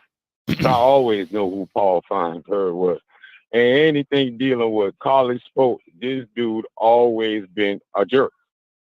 See, that's the thing about your history. Like somebody say, okay, if you a history of doing bad and if you ever got in trouble, you know the first thing that the law enforcement say, well, you got a history of doing but sir, that may bad. That's where you get in it. And I'm a type of person that been in trouble. your history can come back and bite you. And Paul always been that type of analyst or whatever you want to call it. But that's but see, that's the Never problem. ever Hold on, would say Carolina. that. And Hold he on, take- Carolina. look Hold at this on, dude. Carolina. Hold on. Right. That's the problem. You're looking at the Mhm. individual. That's his niche. That's what he does. Skip Bayless the same way, right? They all have a niche. Skip about to be Right. gone too. You right. Skip ran out of me, about to be gone. Okay. Yep. And they still owe him $32 million. Who winning? Him? Like, I mean, yeah, but what I I'm don't trying think he want to. I don't think the money is that big of his. I don't think losing a career and losing like how he losing the way that he went out in his last TV segment and how much people he bring in to try to replace Shannon. He went out like a sucker. I don't care about the money. I get all that. I get all that. And to your point, I get it. But do you know in life, they do this in media also. There's an antagonist and there's a protagonist. There's a villain, there's a hero. When you look at this, it's designed that way. If everything was Pleasantville, it's no contrast. So that's why you have people like Paul Finebaum. Hell, even myself, I don't consider, I'm just being me, but it's whatever it is, right? It's some people that come to this channel. But I mean, I listen to you I've been following you for a long time, folks. And I listen and I had come on here. And last year I come on here in my feeling because you was but it's certain delivery. Yeah, you say the way he delivered about Paul. For me, being a Southern guy, that dude is the type of dude. If he was running a general store and I needed gas in a small town, I wouldn't even stop there because he looked like one of them dudes who drive a 64 Ford. And he hates. And that is not just basketball. I'm a Southern guy. And I know you're a Southern guy too. Paul is that type of, he do not like how Deion running the program and how he came into football. It ain't too much of what Deion. It's the way how Dabo cried, which is a Clemson right in my state. How my man ran off from Alabama. You got guys out there crying because they don't like the way how Deion changing the game. It's not all about Deion can go on the court. Go out on the field and win something again. If he could have, I think he would. But it's up to the guys and then what he picked. It wasn't no good team. On paper. I said that. Team was trash. Hold up. Wait a minute. Yeah. No, Carolina. I'm not going to let you ride with that. Last year, when I told y'all, hold up. Last year, and I'm putting you a part of them. Last year, when I said that, Coach Hayes, you're just a hater. Now that the season is over, hold on. Now that the season is over, guess what? That team was trash. See, that's the part but that's the part that baffles me is that when it's over, now that team was trash. Deion Sanders had to get only who he could get. I'm telling you, I almost did this. I just think I'm petty, but I ain't that petty. I almost pulled up as people like to say, receipts. I almost started going back to old shows and replaying stuff just to show y'all what y'all sound like. No, don't be petty because I know you will hear my voice on there crying. But I'm just saying. I don't want you to do that. The same thing. But listen, you know what? I don't want you to do play week. One day out Carolina, of the week, play back voices. I know, but hold on. Carolina. The reason I'm saying that, the reason I didn't, because it sounds just like that this year. And all I'm saying is, it's everybody else's fault. Again, I'm going to say this and I got to run. I got 6701 on the line. I'm coming to you. I've seen this movie. Yeah, hold on. Carolina, we can cut it short because I know you want to get out there and get your people. Go ahead. I know. Carolina, hold on. I've seen this movie already. It's called The Miami Hurricanes. When Mario Cristobal got there, everybody, and he didn't do well his first season. His second season, shaky, baby. I've seen this movie. His first season, he was 5-7. Everybody made every excuse, blaming Manny Diaz, the culture, the this, the athlete. They blame everybody but Mario Cristobal. The second year, then they want to blame the coordinators. When Shannon Dawson got hired, oh my God, Shannon Dawson, the best coordinator ever. Right? This year, at the end of this year, Shannon Dawson. Then they started this Mario Cristobal managing game stuff. And this year, with all the talent we got, I'm begging people to agree with me that we're going to win 10 games. I've seen this movie. Miami? Yeah, I don't want to talk about Miami because but what I'm saying is I've seen this movie already. I'm telling you how it's going to end. And if it doesn't do well this year, now who are you going to blame? Oh, who are you going to blame this year? For me. I really watching him because now he had a chance to go out, recruit, build him a team. And ain't no rush. He had all the off season. He said he don't believe in going to nobody's house and sitting down, but I'm a Southern guy. Alexis told me I can't talk about that no more. You better come in there. You better come in there and eat some fried chicken and eat some of the collard green my mama cooked. Hey, Alexis told me I can't talk about going to nobody's house no more, so I can't talk about it. Alexis said I can't do it. But Carolina, I appreciate you. I got to run. I got to run, man. I got to get the 6 7 nice talking to you always, Coach, man. You always break it down. Thank you, man. Thanks, I'll brother. See you on the next. So. Yes, sir. All right, real quick before I get to 6701. G&J said, I have no problem pulling receipts. Petty boots. G&J, would you like to be Petty Pendergrass and Petty LaBelle? We could make a great couple.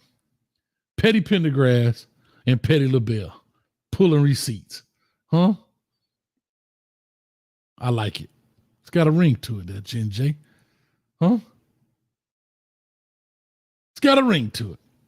All right, 6701, coming to you. Call or talk to us. Give us your name. Where you calling from? Hi, Coach. Hi. It's Shay. Hey, Shay. How you doing? I'm fine. It's been a long time, and you know I'm a jealous YouTuber now. No. I kind of join in on the Miami, but I don't really say too much because I'm learning. Okay. So talk to us. What's your thoughts? Tonight, what is your stand on this? Because I haven't been on long, but I want to know what is your stand on this. Okay, Paul Finebaum. Well, I did that whole part in the beginning. There's parts I just say this. There's parts I agree with. There's parts I disagree with. So let me ask you this to make it a little bit shorter and compact. What parts do you agree with Paul Finebaum? If you do at all. I don't agree with him at all, but he's entitled to feel how he feels. Sure. So what, if you had to pick out of all the things he said, give me the 2 biggest things you disagree with. And I'll tell you if I follow you. That, I guess like that they're irrelevant. Okay. That's a lie because everybody's watching them. Agreed. So whether you like them or not, you're watching. Whether you want them to fail or succeed, you're watching. So they are relevant. So yeah. Okay, I can agree with that. And like I said, I think I have 2 parts. I think that, like I said earlier, from the media, fan base, YouTuber world, yes, they are more than relevant, right? They are super relevant. But in the regards to the inner workings of college football, and is every coach wondering what's going on over there, and recruiting, like the recruits they're getting, I don't think other coaches or programs are thinking about them just the same way I don't think Colorado is thinking about Oregon. So that's exactly. So right. So that's what it is. Mm-hmm. We can agree to that. Okay. But for him to just straight out, he's almost wanting to make other people believe that, that they're nothing. But here we are talking about him 2 years later. Is it 2 years now? Is this when we hadn't talked about him in about 20 years. Well, I agree. But he did say this. He says not Colorado. He said Deion is relevant. As a matter of fact, I wrote it down here. Yeah. He said Colorado is not important in college football, but Deion is. And I will say this. Yeah. That's what makes it relevant. I don't know if people are really talking more about the team than Deion. It's like whatever Deion Sanders does, or if something is attacked. Prime example, like I said, Kamani McLean, because he played for Deion Sanders, he's back in the news. How many more kids have been either, and again, this is all speculation, kicked off a team late to practice? He's at a whole nother program, and Colorado content creators are making videos about Kamani McLean, which rightfully so. That's not fair, because people were making videos about Kamani before he went to Colorado. No, you're missing my point. They, No, what I'm saying is you're right. But now that that's why I said what I said. Now that he has left Colorado and gone to Florida, he's at the University of Florida now. Allegedly, he's in some trouble at Florida. I'm telling you that Colorado content creators are talking about Kamani McClain because but he was. It's not just Colorado content. I didn't say that. I didn't say that. I didn't say that. Yeah. I'm saying that what I'm telling you is that Colorado content creators are talking about him. That's what we're talking about, the relevance. This kid is gone. And it's anybody. That's what I'm trying to say. It's but YouTubers. That's not fair, Coach, because that's not fair because they talk about kids that leave other programs all the time. It's because it's Coach Prime and Kamani. They both have their own huge followings. Because of what? Because of the tie-in to those two. But you have to remember, Kamani had his own following before he got to Colorado because there was like a lot of issues when he left. What was it? Was it Miami or something? Or he left the case or something? Like he had some issues going on already. He was committed to Miami. Yeah, he was committed. And went to Colorado. That's what I'm telling you. His tie is all. Wait a minute. I'm sorry. He was committed somewhere else, and then he went to Miami. No, he was never at Miami. He was committed to Miami. You know, you're probably thinking about Jaden Rashada. He was committed to. No. Kamani was committed somewhere else first, and then he committed to Miami, right? And then he committed to Colorado. No, man. Right? He was committed to Miami. He was committed to Miami. And then he went on the Wallow and Gilly show and said he was going to Colorado. I could have sworn he was looking at Florida first or something like that because there was some history. Because during the recruitment process, yes, but the commitment was to Miami, yes. Okay. Mm-hmm. Well, look at that. Now they're trying to figure out. And I remember you kind of getting on Dion, Coach Prime, about how you think he threw him under the bus. But you had to remember that they were coming at Coach Prime. The media was coming at Coach Prime in this certain situation with him and Kamani. They were coming at Coach Prime so hard every freaking time he got in front. They were asking about Kamani. That's your job. He was trying to protect him for the longest time. But he said nothing for the longest time. As soon as he said something, you were like, he should have did that. He should have. I agree. And that's his job. You're supposed to protect the kid. Yeah, that's his job. I don't care if they come at him every day. Yeah, that's your job. Yeah. He's supposed, but I think at some point he had to shut it down because they were just it had taken over. So Kamani's name was like really big, right? So that's what I'm saying. He had a huge following. Well, his name was big because, again, he was this 5-star player that prior to the season, all of these fans, including shout out to Carpet Tech, which I don't see anymore. I hope my man all right. Why would Kamani go to Colorado if he not going to start? And we did the show. Shout out to Rob the Man Media. And Rob said that he wasn't going to start. And that's when everything went to hell around here. And that whole thing. And you had not seen Kamani on the field. So, of course, what? People are asking questions. It's going to be no different than if Jordan Seaton doesn't start at the beginning of the season and we don't see him, and we don't see him, and we don't see him, and we don't see him. It's the same concept, same exact thing happened. So to your point, though, but to your point, I totally get where you're coming from. But it's that tie-in. It's that tie-in that makes it world news into Dion. Let's just say, for example, Kamani McClain went to Miami first, had the same issues, went to Florida, and the same thing happened. That would only happen within the Miami community. Right. That's what I'm saying. ESPN is talking about it. You got people out here making all kind because it's relevant to Dion. Thank they you. Kind of in Colorado. There you go.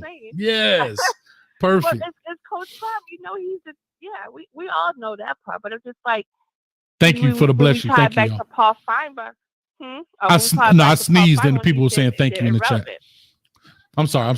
No, I'm saying I sneezed and the people were saying bless you in the chat. So thank you everybody in the chat. Sorry about that. But no, right. So again, you got to remember, guys, it's sports and entertainment.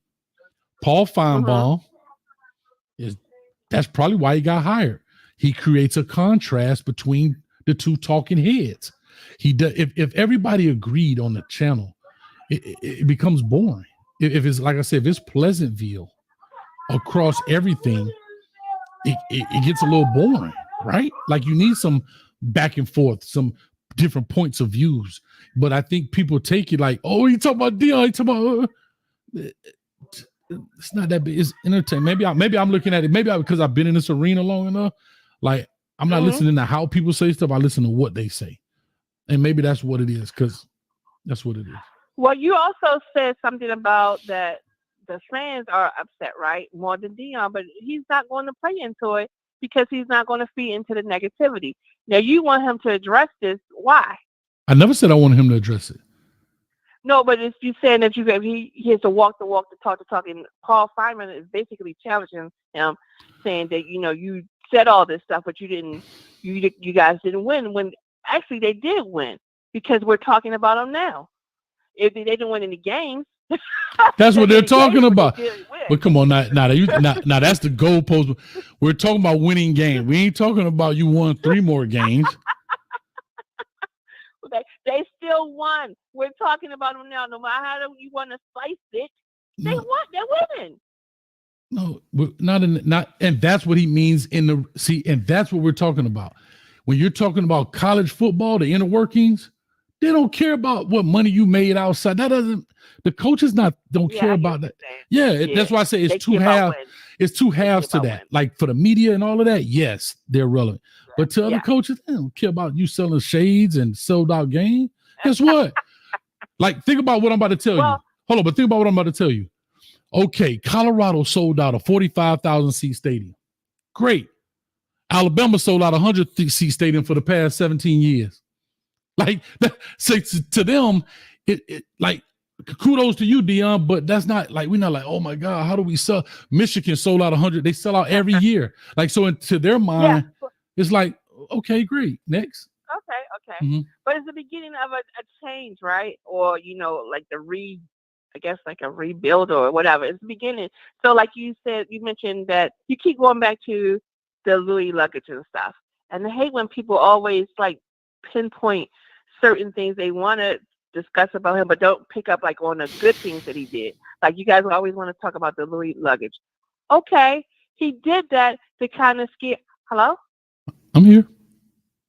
Okay. He did that to kind of see where the team was at and to basically, filter out the ones that didn't want to be there. Great. And he also and that's what most coaches do anyway, but then he also wanted to change the mindset. What's wrong with that? Nothing. What's wrong with saying believe in yourself? And what's wrong with saying this is what we want to do? Because that team was defeated. That whole system was defeated. The whole college was defeated. So you got to go in there being confident, right? You got to change the mindset. I agree with you 10,000%. I'm not going to say it's a problem. What I'm going to tell you is when you let people in your house, you have to expect scrutiny. See, there are other coaches, and that's what I'm saying. When you say those statements, the statement within itself, there's nothing wrong with. But when you let the world watch you say it, there's a difference. Let me ask you this, and I don't know if you do or don't have kids, but I'm just saying, there's times that you've scolded your kids for doing something. But if the world was watching you, just think about something that you said. I would have had to do it differently. No. Just think about what I'm about to tell you. If the world was watching you, would you have said it the same exact way? I get what you're saying. And that's all we're saying. Because Dion puts it on tape and puts it for the world to see, he has to take the good and the bad that comes with it. That's all I've been saying. I don't care what you say in a meeting. That's your team. Run it how you choose. But I want the fans to understand the reason you're being ridiculed is because you're allowing millions of eyeballs into your living room to see how you run your house. It's just like the Real Housewives of Atlanta. I know that. And that's what I've been telling you. That's why I say he doesn't care. He doesn't care because he knows what he said. Yeah. But I think the fans care more. That's what I've been saying. He doesn't care. The fans care. That's what a fan is, right? That's what a fan does. Correct. I'm with you 1,000%. I'm with you 1,000%. Okay. Yeah. Okay, cool. You know how much worse stuff has been said? You too. I'll just say this real quick before I let you go. You know the kind of stuff that coaches say that would never. Luggage Louis never even know about. Is light work.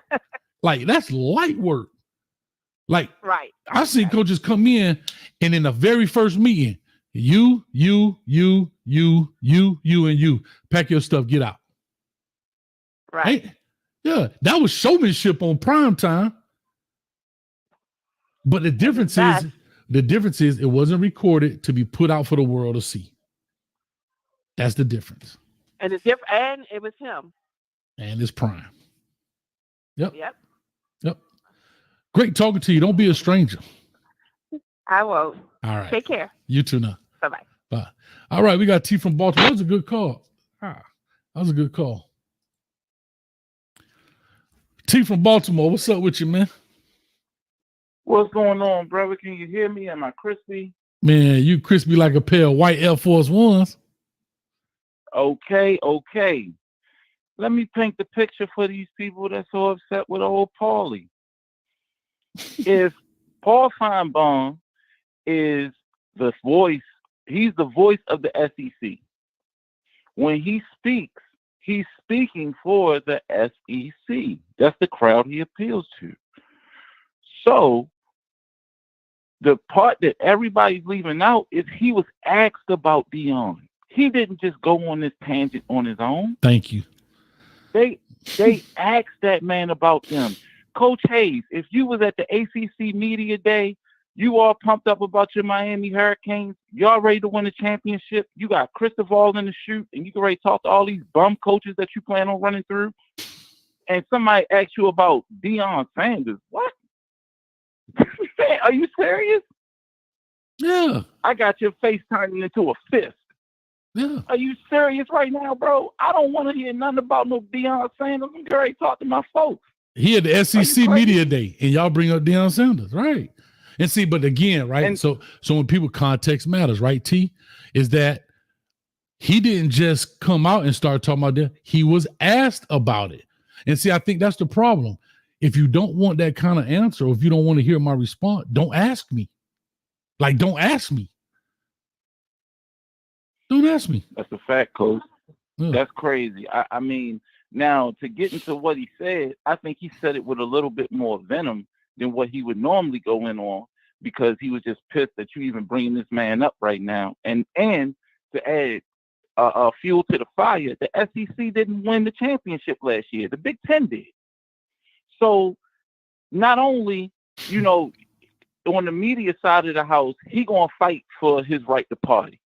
At the end of the day, you're not going to ask me about a Deion Sanders when we didn't win the championship last year. Yeah, we was in the Final Four with Alabama, but we got a hot Georgia team. We got Kalen DeBoer as the new Alabama coach.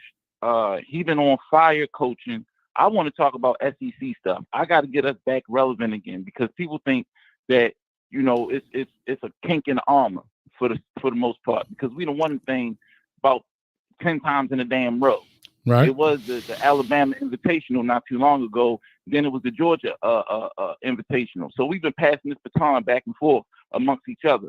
Now we got the Big Ten that just broke down the door and smashed us for real. Because they was more physical than Alabama, to be honest with you. They just made a few mistakes. Okay. That's why the game was so close. But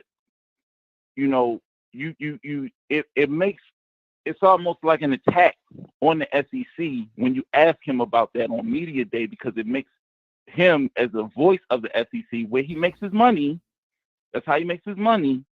And you're going to ask me about this man. And this is what I'm going to give you. Well, I'm going to say ask me about that. I'm going to say this, T, and please forgive me, Shay. I'm sorry. But it's okay for Deion when he get tired of hearing the Kamani McLean question and he go put him under the bus. But it ain't all right for Paul Finebaum. He keep asking the Colorado question and he throw it out there. That's a fact. Hold on. I want y'all to picture what I just said. Every week they ask Deion Sanders about Kamani McLean. Eventually he got tired and he shut it down. But y'all keep asking me about Colorado. And Paul Finebaum said, okay, I'm finna shut it down. I'm just talking. I'm just putting it out there. It's kind of like me. every week somebody asks me this question. Guess what I get asked every week? If you had to guess, what do you think I get asked every week? Well, how many games you think we gonna win? How many games you think you gonna win? Every week, and I haven't changed since the spring game, dog.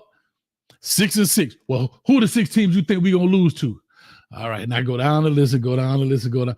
Bro, every week, I do one show a week, Tuesdays, 8:30. And every week I get asked the same question. But it's okay. Now, but eventually, when I say, and I actually did that. If you go watch that, I actually had it cut up where I said my record prediction. And the guy says, "Cool, what's your record prediction?" I'm like, "Oh, come on, man. Don't do this." I really got fed up. Like, oh, all right. I said this every week, 6-6. And I said this and I said that. And I said, because you get the same questions. So, but again, that's Paul Finebaum's job. But at the end of the day, he ain't leading Colorado. He can say what he chooses to say. I think more people just don't like the message more than they like the messenger. That's all I'm saying. Oh, that's a fact. That's a fact. But I mean, you're not going to like him unless you're in the SEC. The same way, if you ask Paul Finebaum if who you think going to win between Florida and Miami, you know what he's going to say. Of course, and that's okay. But that's okay. I mean, it's not even close talent-wise, but he's going to buck for his guy. But that's okay. Like, there's nothing wrong with that. It's no different than Skip when he talk about the Cowboys. It's no different than Shannon Shaw when he talk about the Broncos. It's no different. Like it's all right. Like, I think it's okay. Like, it's okay to it's okay to be a fan of something, but also be objective. But you have to also understand this. It is sports and entertainment. They go together. It's entertaining. You have to have, bro, have you ever watched a movie where there's no villain? Everybody's a great guy. Hell no. I told you, I don't like it when Tom and Jerry get together. I don't like it when they friends.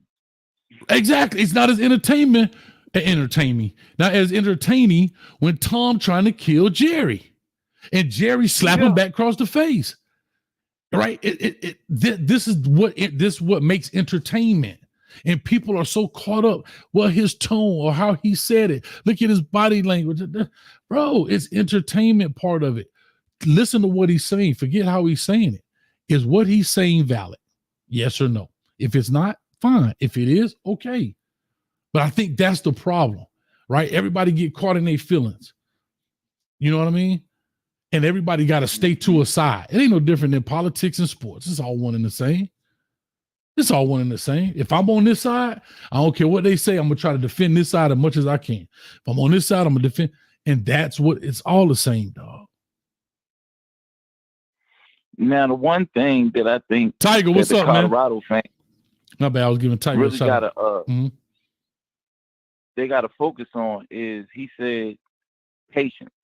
That was the most important thing he said out of that whole spiel. Is he said, I don't think, because he was trying to give Deion some backhanded comments and things like that. I get it. He tried to clean it up because he knew he kind of stepped in it a little bit. But at the end of the day, he was right about the patience, because we always look at the end result of what a Michigan did, but we discount the years of ass whoopings that Harbaugh had to go through. He couldn't beat Ohio at first.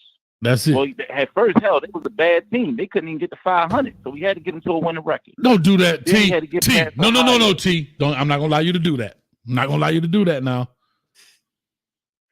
His first season, he won 10 games. Michigan was not like that, though. But listen, come on, man. 10 games, and who'd they lose to? Ohio. No, you were good when you said Ohio State. But then when you said they weren't even 500, I'm just saying. I'm talking about 500 before he got there. Like, it was a dumpster fire of a team. Now that I can go with. I can go with that. You see what I'm saying? Like, he had to get them first. The first milestone was win these first 6 games, and then we'll figure out the rest from there. But it still was, even though the 10 games, okay, cool. Michigan is still Michigan at the end of the day, but for their standard, it was a horrible trash program. They wasn't like that. And it took him 2 or 3 years to get past Ohio. Once he got past Ohio, then he go to the playoffs as the Big Ten champion and get smashed he get drugged by Georgia. Agreed. Then TCU beat him. So I mean, it was a certain level of patience that it took for that man to get to that mountaintop. That's why it meant so much. I agree. And now that part, like I say, that part, because I always say this a lot, and I say that to you, but a lot of people think Jim Harbaugh sucked while he was there. I just want to clear this record. He took over for Brady Hoke, who was 5-7. He comes in, they're 10-3, 10-3, 8-5, 10-3, 9-4, 2-4 during COVID, 12-2, 13-1, 15-0. So to your point about patience, I think you're right. I don't know if Paul Finebaum meant this, but what I think is, when he says patience, I'm believing Coach Prime doesn't have the patience to deal with non-talent. Right now, Shedeur and Travis, those two alone is what's catapulting this team. And those two are leaving this year. Yes, you have some other pieces around you. I get it. And I think where Paul was going was, does he have the patience to fight through this without his kids? See, he ain't got an abundance of talent. Let's call it, come on, come on. From a quarterback standpoint right now, I hate to say this. Y'all can say it how y'all like. Maybe I say it with a smile like Dave Talk Buzz told me. Y'all got Ryan Staub. It's not going to happen. Sorry. No. Okay. So now I took the smile. So with Juju Lewis, yeah, but hold on. Yeah, but Juju Lewis, I think he's a great quarterback, but he's a young quarterback. He's a freshman. He's actually younger than he really is. Correct me if I'm wrong, but he's actually reclassifying and leaving school early. So he's even younger than we say young. Like he 11th grader young at quarterback. Think about what I'm about to tell you. You about to have a kid that's supposed to be a senior in high school quarterbacking a Power 4 program. That's a lot of pressure. It's a lot of football that kid has not seen yet. It's a lot of things. He's playing great in high school, but he ain't seen them roll down coverages. He ain't seen the speed. He hasn't seen that stuff. And you think about it. I mean, I'm just talking about even a regular 4-year high school kid. So that's a lot of pressure. That's all I'm saying. And Deion is that's the patience he's talking about. Deion going to have to sit there 3-4 years with this kid until he can get his footing under him. I'm sorry. Like that's the road to reality, the reality road that he's talking about. Like, yeah, are there some one-offs? Are there anomalies? Most definitely. But for the most part, this road going to be an uphill climb after this year. It really is. Because Colorado is not an easy place to recruit to. Nobody cares how beautiful the mountains are. Like, that's one aspect of life. A mountain. Ooh. That's facts. You think some? Hey, real quick, T. You think some 18-year-old kid walking out on his balcony with a cup of coffee, looking at the mountain, sipping? Oh my God! Look at this view. Hell no. Care about that? Nah, dog. I'm coming, callers. I'm sorry. We getting into it real good.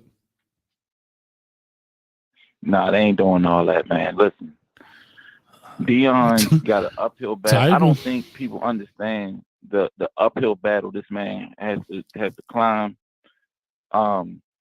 He statistically, Colorado was one of the worst teams in the nation last year. Let's just call it spade a spade. And all the important categories, they was amongst the worst. You expect this man to plug all those holes with a new coaching staff. Yes. And all new kids. That's what they're expecting. Yes. This ain't Pop Warner, dog. Bro, this ain't Pop Warner. Yes, that's what they're expecting. Remember Chef Jerome called in and he said Lincoln Riley wasn't a quarterback guru. He want to see him take a guy from here and make him that. You're looking for a miracle worker. And that's what I made an example. They want Coach Prime to be a miracle worker, dog. They said the same thing last year. Oh my God. Oh God. We got Charles Kelly. He was at Alabama. Sean Lewis, he stepped down as a head coach to be coach here at Bryant. And then guess what? When it didn't work out, guess what? They turned on Sean Lewis. They turned on Charles Kelly. Mm-hmm. Now, oh my God, we got 139 years of experience in the NFL. And when it don't go right, what are they going to do? Turn on Livingston? He had no experience, no way. Because Coach Prom just said in his press conference, I was recommended Robert Livingston. I was recommended. He said this by Pat Shermer. I'm sorry, that's not true. Mike Zimmer and some other people recommended Robert Livingston. That mean, I don't know if he's going to be good or bad. I don't know. I'm like RG3. I don't know. What I do know is that I don't know. I don't know what he's going to bring. He has no experience in the coordinator position. You got to start somewhere, but I can't give you an educated guess on what he's going to be or what he's not going to be because he ain't done it yet. Right.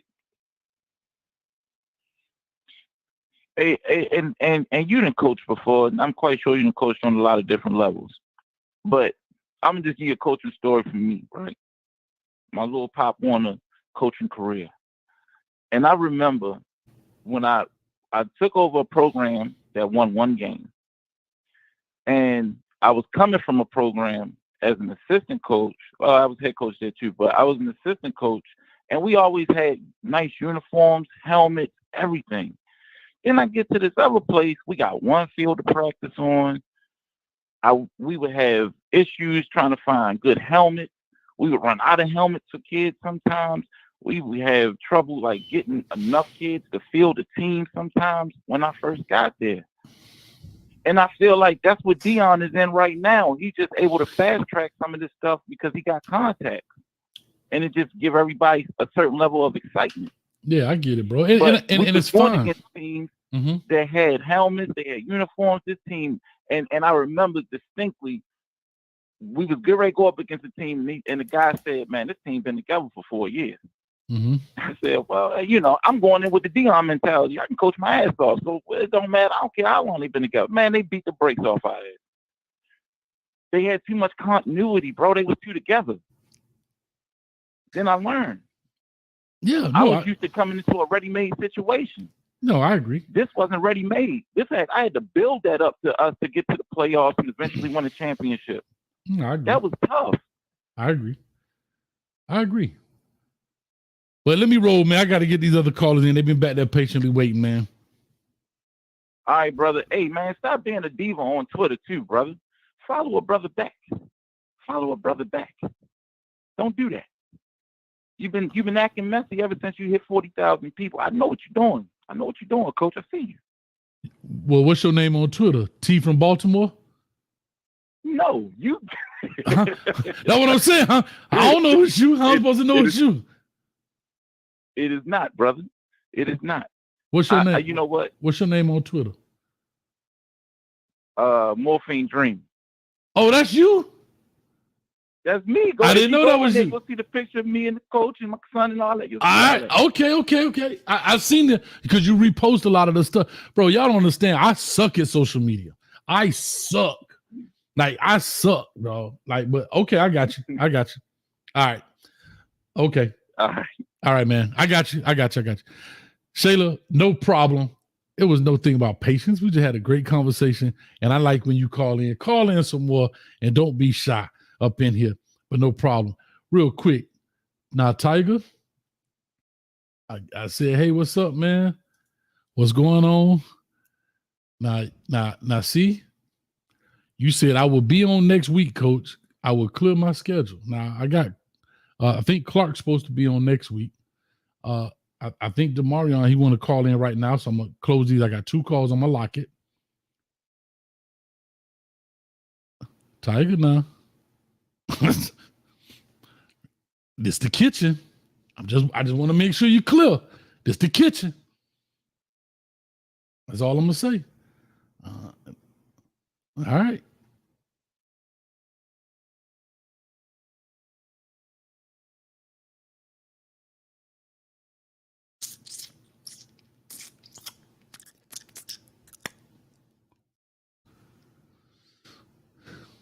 We'll have some Tiger T-bones. We'll have some Tiger T-bone steaks. Tell you.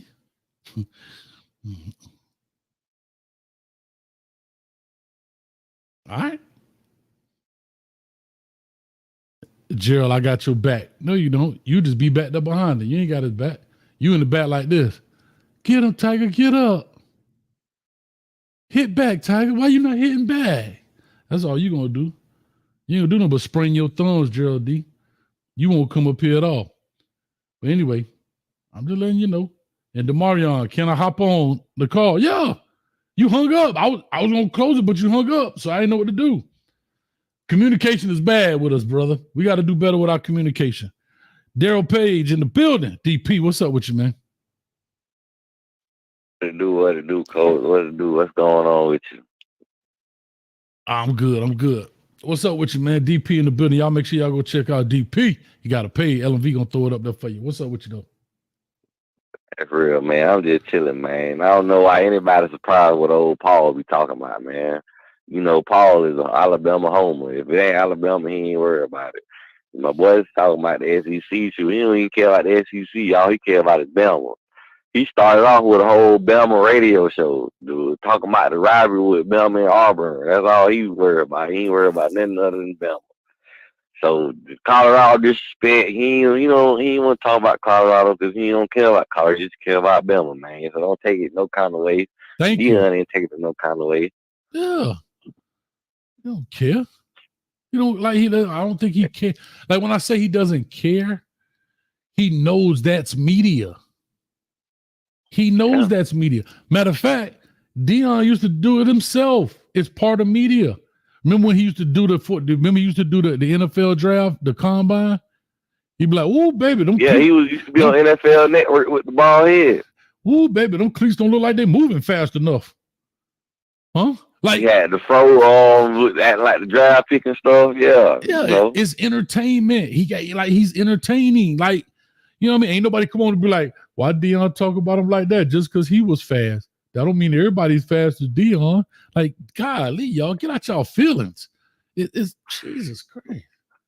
Well, what they need to worry about. Lord I'm trying Jesus. to figure out what Colorado D tackles and linebackers looking like this year, man. This is what we need to get on the bottom of. We talking about 7 and 8 wins and stuff. Cause they thinking the Big 12 sweet. I'm gonna just tell people a little story about the Big 12. See that's not a passing league. You feel me? They will pass, but they like to run that ball. And Colorado got a weakness of stopping the run. So I'm trying to figure out. You got Kansas with a deadly running back. You got UCF with a deadly running back. Oklahoma State with a deadly running back. Utah running that thing. Kansas State running that thing. And Texas Tech got a deadly running back. So I'm trying to figure out what we're going to do to stop that run. That's what I'm trying to figure out, man. I don't know what we going to do, but I'm going to watch it and see what happens. Because I ain't part of we. I'm going to watch it. Oh. But again, right? Here's the great thing about this on an honest note. Nobody knows what Robert Livingston brings to the table. That we really don't. We won't have a gauge on what Robert Livingston does until game 1. Who first game? North Dakota State. I forgot. Which they should beat the bejesus out of. You know what? That should be interesting also, though, because, they should beat North Dakota State, but North Dakota State just ain't no pushover, Man, they should beat Division 2 school. They one of the top Division 2 schools out there. Man, no. Listen. And I put this in the comments. Somebody said, "Oh, coach, you're crafty with your state." Like, you can't say nothing. California, Colorado should beat the bejesus out of North Dakota State. Straight up. They should beat the bejesus out of North Dakota State. They're coming in their house. They're not the same North Dakota State as they used to be. It's a lot of variables. They had 2 good running backs. They're both gone, right? Like, I think they had a receiver that's gone. Not saying they can't replace it, but times are different. North Dakota State is getting plucked on. People are coming and taking their players. They don't have NIL like that. It's not the same. You got a point. Them type of schools that they get talent from, because North Dakota State product. Come and on. they real good at producing old linemen also. So I know they're going there to get them from out of there. Matter of fact, watch this. Watch this. Hold on. I'm gonna do this real quick. North Dakota State transfer portal. Watch this. Now, mind you, North Dakota State latest, let's see here, 2024. They lost 2 going out. Guess where they went to? Their defensive tackle went to Kansas, and their wide receiver went to Iowa State in the Big 12. Right? They only brought 3 people. They only brought 3 people in. Guess where they brought them from? UNI, Air Force, and Marshall. That's it. Oh wow. They don't have the money. They don't, and they're think about. We're not talking about the players that also graduated or opted out their time or drafted. These are 2 people that was on their roster that Kansas went and got one, and Iowa State went and got. Well, he's committed to Iowa State. He hasn't enrolled yet. So maybe he's going to enroll in the summer or fall or whatever. Maybe he's trying to get his degree or something from North Dakota, whatever. Eli Green and Javier Derrick, if I said it correct. So only thing I'm telling people is it's not the old North Dakota State because the times are different. So they lost players and they got 2 of their top dudes are going too.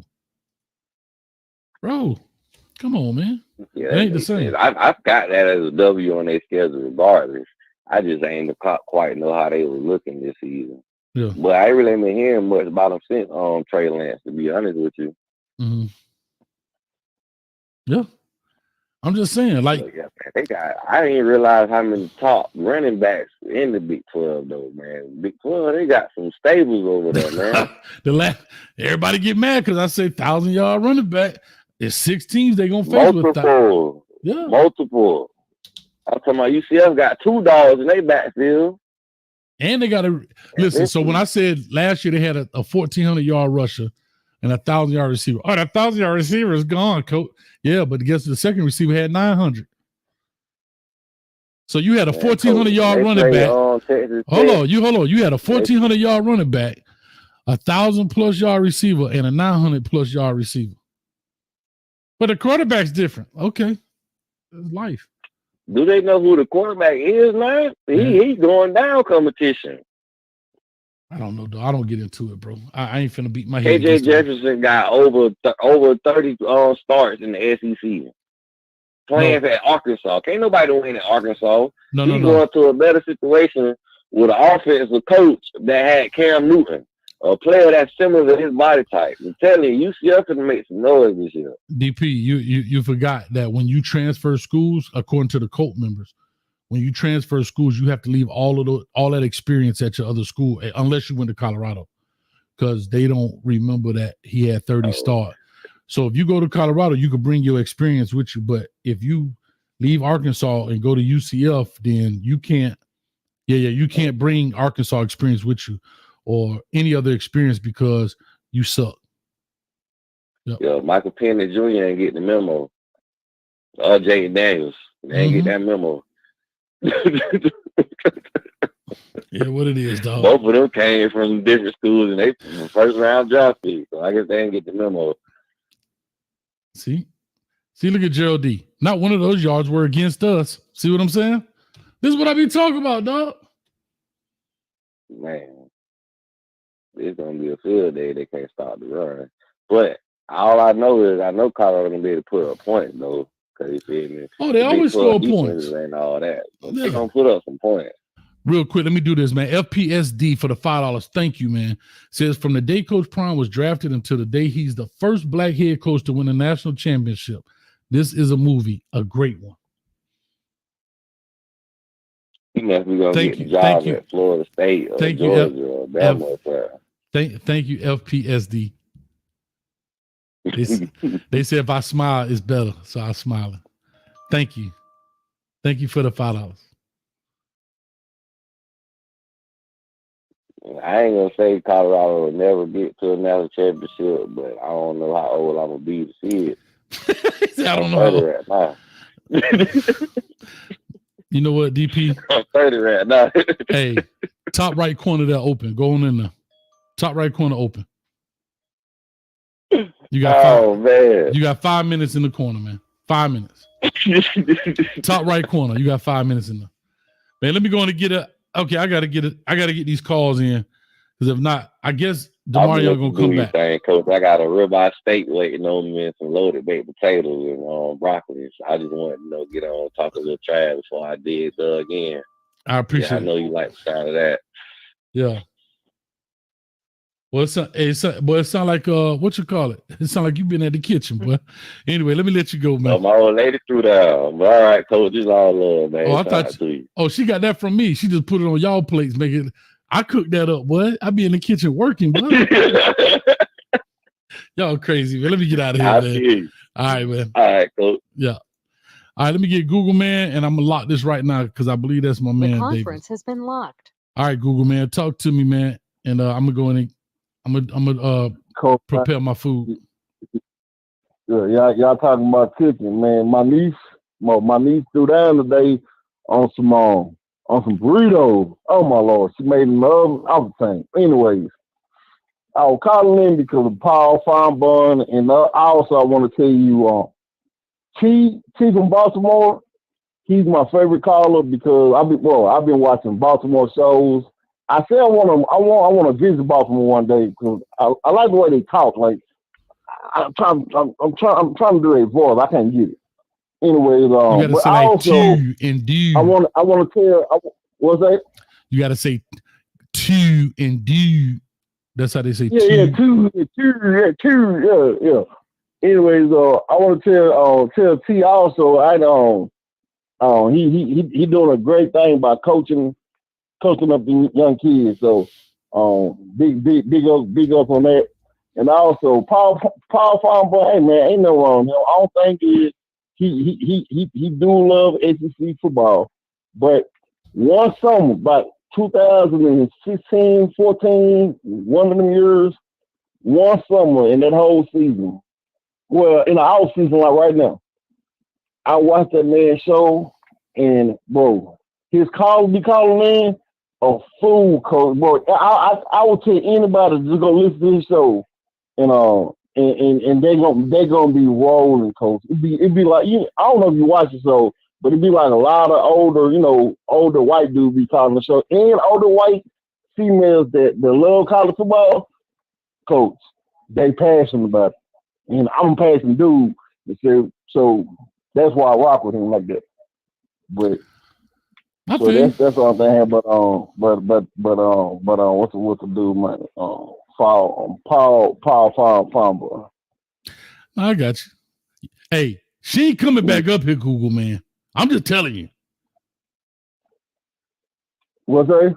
You calling back in here again? She ain't coming back. Oh, hey man, I'm good, coach. I know I'm just messing with you, brother. But listen, man, let me go and get in here a little bit, man. I got to get these vegetables prepared and stuff for later, man. And so I gotta. Well, yeah. All right. Nah, it's all good though. Big, coach. Yes, sir. Appreciate you, Google, man. Yeah. Much love. Thank you all for the right, donos too, man. Hey, you the valet, dog. You get to see all the stars, baby. Yeah. Talk Google, man. The valet. Hey, cool. I was just playing, dude. I don't care. No, I'm just messing with you. I'm just messing with you. I know. One day he on fries, and next he gonna be the manager. Shout out to Google, man. All right, I lock the phone line. Let me take the phone number down. I guess we're gonna have a conversation. I ain't gonna stay. We at 2:24 right now. I'll do 2:45, 2 hours and 45 minutes. So that's 20 minutes. All right, Demarion, let's talk a little bit. You say you wanted to talk, so floor is yours, my brother. Yeah, so we can just kind of hit on the Paul Finebaum, what he said. I feel like, to be honest, he can't really be a hypocrite when he talks about all of these SEC schools. For example, he brought up that, Washington. We need to talk about Washington. Washington had all these transfer people coming in and out of their program, but he doesn't say anything about that. But when CU have transfers going in and out, it's a huge problem with him. So I just feel like he's he's a huge hypocrite. And just like looking at CU's roster, for example, right? Because like I hear you talk about, all of these running teams and things of that nature, which I do agree. I feel like one of our weak points of our team is going to be our run game, and it's going to be how our offensive line play. That is the truth. But for example, we had a horrible offensive line, an absolutely horrible offensive line last year, and we was within one score with multiple of the same teams that you keep bragging about, all of these Arizona teams, all of these teams that are dominating. I said y'all would beat Arizona, but I said y'all beat Arizona this year. I gave Arizona the loss. Yeah, I'm sorry, I meant because I think it was a misunderstanding in the comment section. I have y'all beating Arizona, but anyway, go ahead. So the thing is, okay, so you have us beating Arizona. What is the difference from Arizona and Utah? Do you feel like there's a huge difference from Arizona and Utah? Yeah, because their big time running back left and went to Washington. That dude named Coleman. If Coleman was there, I may have been the other way around. But Coleman left and went to Washington. That's what confuses me, because you always just bring up running back. That is literally all you bring up. That's all I need to bring up. Else. For example, I'm sorry? That's all I have to really talk about, because I think on the passing end is y'all's strength. I don't know if y'all can stop the run. Okay, but you can control the game with the run game. You cannot just straight up just absolutely just dominate the run game. I mean, yes, you can, but CU is not horrible in the run game. How do you know? They're just gonna get, because they have okay, for example, what I seen you often this show talk about, for example, is about all these teams bringing in SEC talent, right? Okay, why don't you give CU credit about? I've never talked. I've never. Whoa. Because I ain't gonna let you put words in my mouth. Now, when did I ever talk about all these teams bringing in SEC talent? Okay, did you not downplay when a team brought in somebody from, what you said, UNI, or like you want to downplay when no bring in I brought up North competition, but you don't want to upplay when they bring in greater competition. No, that's not true. I brought in UNI because I was talking about North Dakota State, and I was saying they only brought in 3 transfers. One was UNI, Air Force, and Marshall. That's the only reason I ever brought up UNI. That's not downplaying. You were downplaying their play. No, I was no. That's not what I'm saying. No, I wasn't downplaying. You missed it. I was saying that North Dakota State doesn't do NIL. They can't get the big name players, so that's what they're left to get, because they don't have NIL. They don't have that. That's why I'm saying you all should obliterate North Dakota State, because they can't bring in big time players. Again, you brought a safety from UNI, a quarterback from Air Force, and a lineman from Marshall. You only brought in 3 guys, and those 3 guys, let's call it what it is. So I'm not downplaying. I'm just saying that they are a program that can't really participate in a transfer portal and compete because they don't have the collectives and the monies to do so. That's all I was saying. So my thing is, for example, right? So CU last year, right? We can all agree that CU was a fail. I mean, we're not even going to say they was a fail, because when you take a 1-win team who had no talent, who could not recruit previously before CU came, he has nothing to work with. So for him to bring in the talent, although I never said, because you bring in, you bring up that like CU fans always say that, oh, we're going to be 10-2, blah, blah, blah. That is just you just picking from the air. There's no real fans that just was flat out saying that CU was going to win 10 games or 12 games last year. Are you serious? Yes. I'm talking about real CU fans who actually look into the team. When I literally became a CU fan and I literally looked into the team, I never said that they were going to be past a bowl game type of team. And so therefore they just was not ready. You can literally look at the people that they brought in, you can tell, hey, this is not a team who is going to compete at the Pac-12 level. So Demarion, that's where but here's where you're making a mistake then, brother. You're confusing yourself for a cult member. Cult members, see, there's levels to this. See, you're thinking I'm lumping y'all together. That's why I identify them as cult members. And I said, if it hurts your feelings, then you're a cult member. If it doesn't, then you're a fan. There's a difference. And I clearly been saying that all forever. So again, you think because I'm talking to Colt members, I'm talking to you. I'm not. You trust me. There are people on here that was willing to bet me real money they was going to win 12 games last year. Mm-hmm. So those those are Colt members. I told you there's 3 levels. There's Colt members. There's new CUs. Well, 4 actually. It's like I call them realists. That's where I am. I'm a new CU because I am a new CU, but I'm a realist. And then you have pure haters. Like, I don't care what they do. Nothing's ever good enough, blah, blah, blah. Those are pure haters.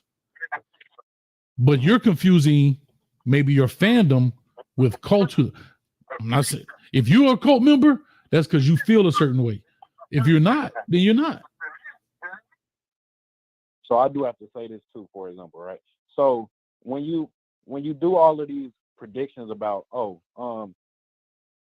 teams like Oklahoma State is gonna run the ball down like CU throat. When you do these predictions talking about Kansas State is gonna run the ball down CU throat, are you doing it just because you've seen that they were good at running the ball last year, or are you actually analyzing the roster and saying, hey, these people have the players to do what they did last year? Well, first, I've never said anybody going to run it down anybody's throat, but what I did say that the running game would be significant in the reason in which they win. Second is, yes, because they're bringing back that running back. They're bringing back a lot of those same players from last year. And again, I have something to gauge from these previous teams.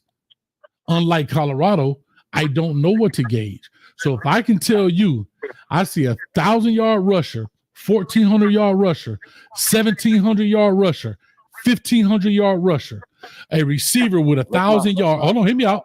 A receiver. Hold on. A receiver. No, but that's what you just asked me though. But you asked me that. No, but you're not letting me finish, Demario. Let me finish. No, but let me finish my point. Okay, go ahead. My bad. My point, my part 2 of my point was they also throw the ball around the yard, but their bread and butter is the running game. When I look at UCF, a 1,400-yard rusher. Last year, they had a 1,000-yard receiver. Okay, granted, the 1,000-yard receiver is leaving. He's going to the NFL.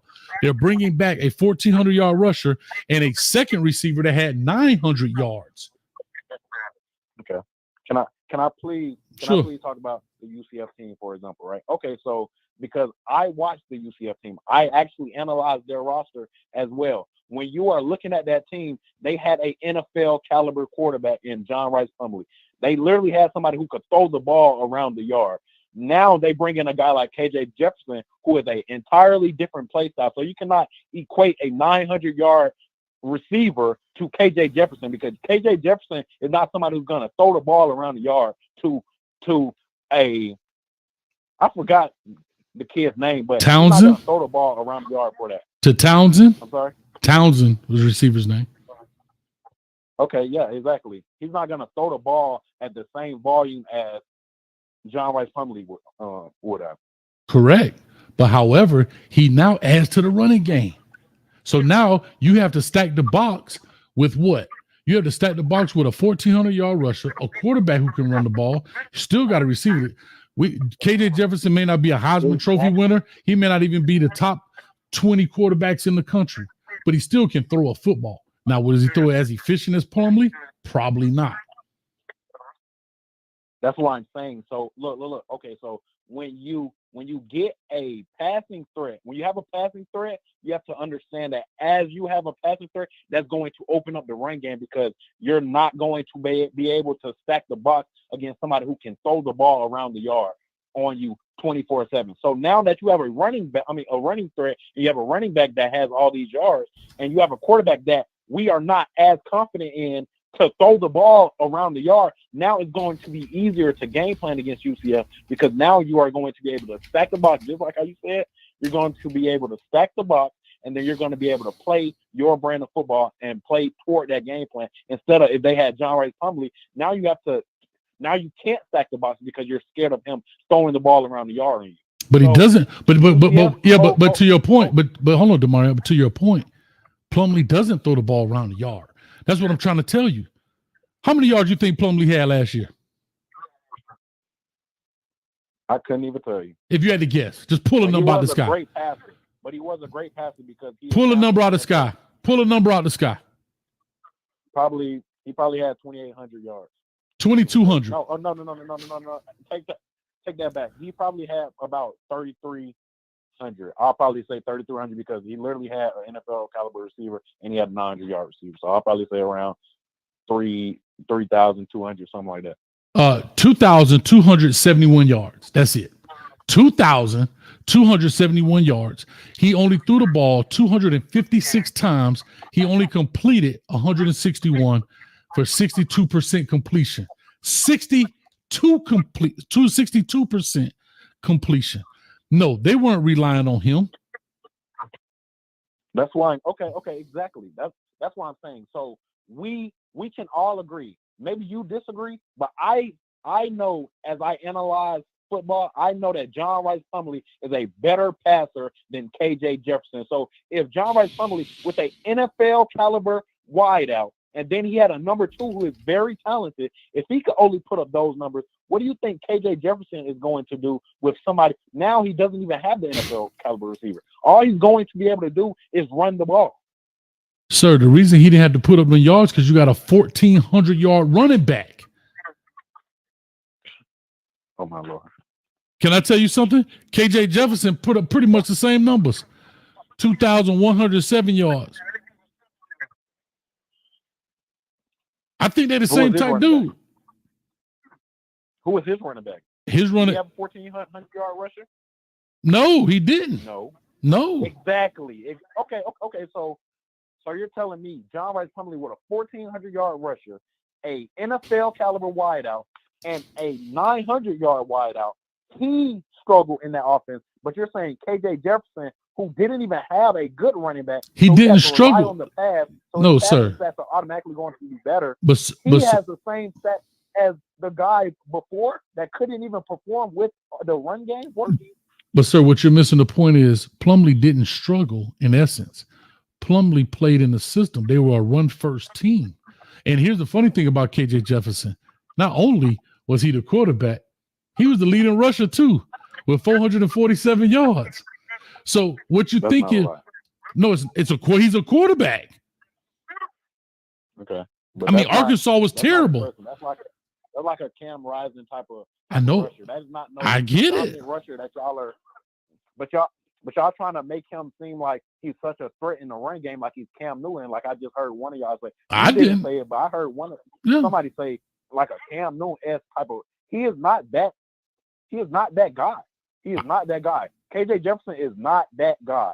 That's why he has Shedeur poster on his locker because he is simply not that guy. Nobody has him in his top 5. So UCF shouldn't even be literally nowhere in discussion to compete with Colorado unless they literally just run the ball down Colorado's throat, which I do not believe with the talent that Colorado has brought in. They brought a lot of SEC caliber D tackles. They brought a lot of pass rushers that's gonna stop him from just throwing the ball around the yard. You just say he can't throw. You just said he can't throw. So if he can't throw, what you need pass rushers for? So what you need pass rushers for? Okay. Exactly. Okay. So for example, right, when you become one-dimensional as an offense, it is really, really hard to win a game because we all know what you're going to do. So we're all just going to load up the box. And then we're going to force this non-passer to throw the ball around the yard against us. And he's not going to be able to perform because, for one, UCF receivers are not nowhere near the caliber corners that we have. And that is fact. Preston Hodge, he is an absolute dog. That man is literally considered a draft pick right now. Travis Hunter, a draft pick right now. DJ McKinney, y'all are so high on Oklahoma State. He literally started for Oklahoma State last year, and he is our third string. Colton Hood, he came from Auburn. He literally, as a true freshman, was finna play at Auburn. So how do you think that all of these teams are just going to be one-dimensional in DSS and just run the ball? And you always talk about these like running backs having 1,400 yards. That does not equate to winning. All of these dogs you just talked about, every dog that you named, you said Travis, Colton Hood, Preston Hart, all of these are DBs. You ain't said nobody that's gonna stop the run yet. Oh my God. Hold on, hear me out. And all those dogs you said, we got all this. We got Preston Hodge. He's a dog. We got Colton Hood. He was about to start at Auburn. We got this person. We got this person. But you haven't This is said why any. I'm saying, okay. So this is why I say that you are not listening to what I said, because before I said any of that, I said you cannot win a game being one-dimensional. You cannot go into a Boulder and think you're just going to run the ball 40 times a game and win the game. You are not going to win like that in college football. That is not how college football works. College football, you have to be able to be a balanced offense and do everything literally great. Wait. You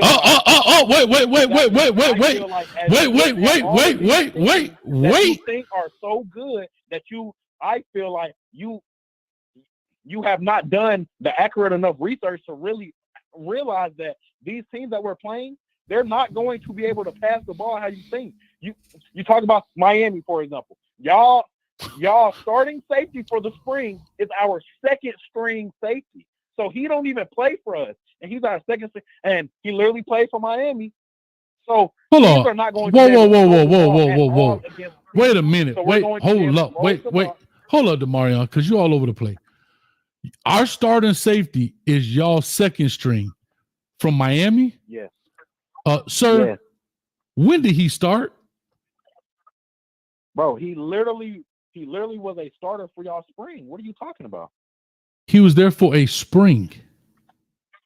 Okay, but he was a starter, so that means that he is of the caliber to start at your program that you are so high on that you think is going to win 10 games and win all of these accolades. So he is that caliber player, but he's our second string. Sir, he didn't. Why is that? Sir, if you really think that young man was starting at Miami, he left Miami What to do you go. mean? I literally okay. So he left. Hold on. So he left. Hold on. Hear me out. Hold on. Hear me out. So he left. Hold on. So he left. Wait a minute, because there's two things you said. Wait, Demarion. I literally. This is why I like you on camera. Have a friend who plays at Miami. I literally have a friend who plays at Miami who literally verified that he started for them for the spring. So you can try to make a point that he didn't play for the spring for us. I literally can call somebody right now who verified that he was in the starting rotation as a spring. Him and somebody else split reps at for the starting team. I literally have somebody who can fact check that right now. So he left. Hold on. So he left Miami to go be second string in Colorado.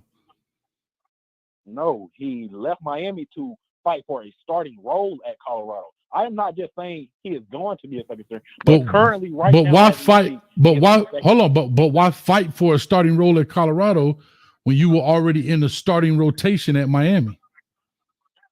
Ask him. He literally left Miami because you have to understand that people do not just leave because I'm going to play here, so I'm just going to leave. Savion Riley, he has multiple years of eligibility left, so he may not be thinking of playing right now, but he understands that, hey, if I'm playing at CU get more pull than Miami. I'm sorry, we do. CU gets more pull than Miami. So if he can develop, because that was the main reason why he transferred, he literally said it himself. The main reason why he transferred is he can develop, or he felt like Miami was not going to develop him on the level that CU was going to develop him. So that's the reason why he transferred. Not because of playing time, not because of anything else. Okay. My last thing I'll just say to you, because I tell you, I'll do about 20 minutes, but I want to make sure I got to get your face on camera, right? We can't, like they say, no case, no face. But here's my next question. You brought up something that said a team can't be one-dimensional and think they're going to win. Exactly. So what in the hell was Colorado last year? Were they one-dimensional? One-dimensional. And you think they're going to, and y'all thought they was going to win game because Shedeur could throw the ball around to y'all? I mean, I did not think that they were going to win a bowl game or anything like that, but I did think they were going to win games. And they were talented enough to be in a lot of games with them being one-dimensional. They were so talented enough last year to be in games with the talent that they had last year. We have way better talent now, way better. We literally have literally SEC talent. Literally, Will Shepherd, for example, right? Mm-hmm. I honestly feel like he's our third or fourth string wide receiver. And he started in the SEC and had about 600, 700 yards in the SEC, the best conference in college football. Okay, what they got to? That's not true. What they got to do with Colorado being one dimensional? And you keep talking about they almost won these games. I'm trying to find out because you're saying that one dimensional teams can't beat Colorado, but Colorado could be one dimensional and beat them. I'm just trying to get an understanding. So I'm saying, for example, right? So the same team that you literally are saying that is better than Colorado, I'm saying that Colorado was very one-dimensional. They can only pass the ball. They could not run the ball. Okay. They were in one-score games last year. And then the reason why I'm saying last year is because we can literally say that CU from last year to now has become a way better team. And we cannot say that about these teams like Kansas State. I do feel like why can't you say Oklahoma State is why can't you say that? Because they have not brought in the same caliber of talent that CU has brought in. That's the truth. Okay. So how about if I brought high end talent that CU has? You said tight end talent? No, high end. Oh, high end. I apologize. But here's my question. Tomato. I highly disagree. Sometimes you don't have to bring it in because you already possess it.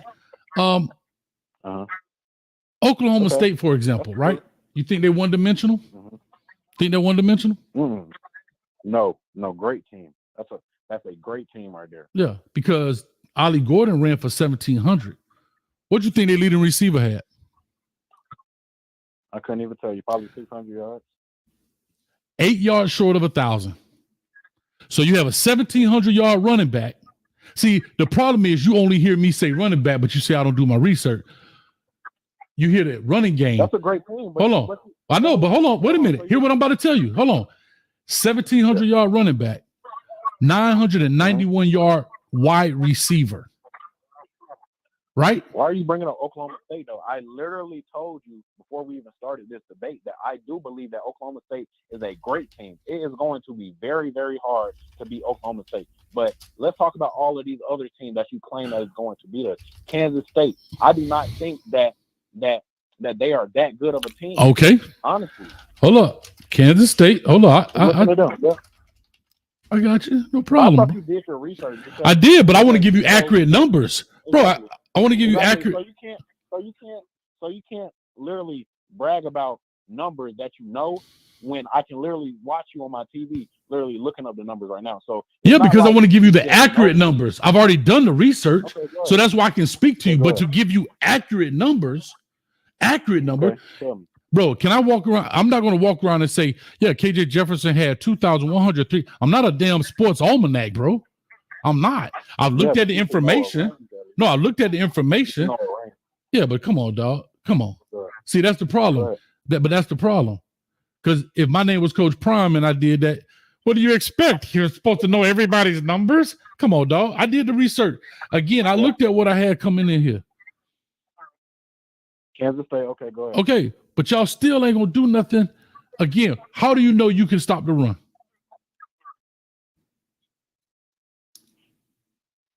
What you mean? How do I know that we can stop? That's my question. Y'all didn't stop the run last year. I get it. You got new players. How do you know you can stop the run this year? Because we have better players than we had last year. So it wasn't coaching, it was the players. I feel like, to be honest, it was honestly both, because we literally got better with the coaching as well. We can say that as well.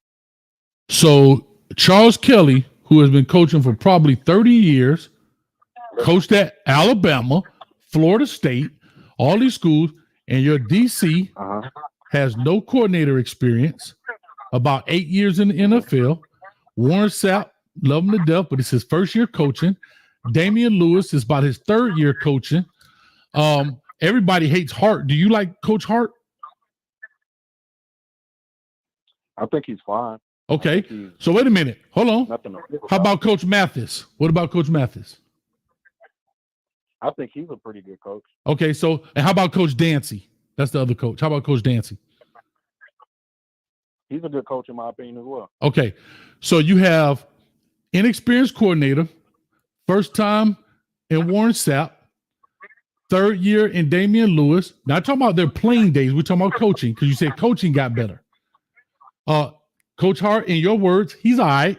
Coach Dancy, he's a good coach. Coach Mathis, he's a good coach. How you compare that to last year? I'm saying, okay. Listen, okay. So you brought up Charles Kelly, for example, right? Being a DC is not just off X's and O's, and then since you're a great DC, now you done literally put these players in a position to literally just be perfect and literally just have a great game. It's not just like that.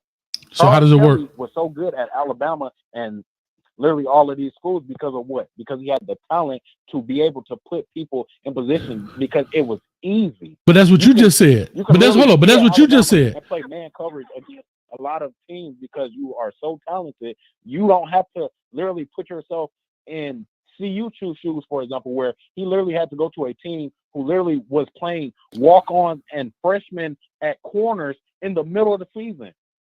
Not because of injury, not because of just because, oh, these guys are great.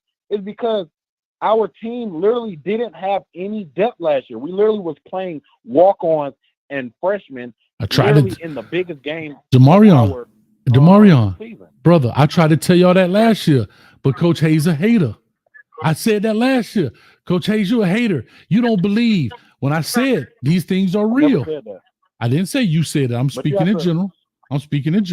Have you not heard? Me, no, to me. Well, I don't know you, brother. I never said you were a hater. No. There's no point of bringing that point. But I don't know you, dog. This I don't know you, so I'm just speaking in general here because you got to remember part of this cooking expedition right here is also to educate the people.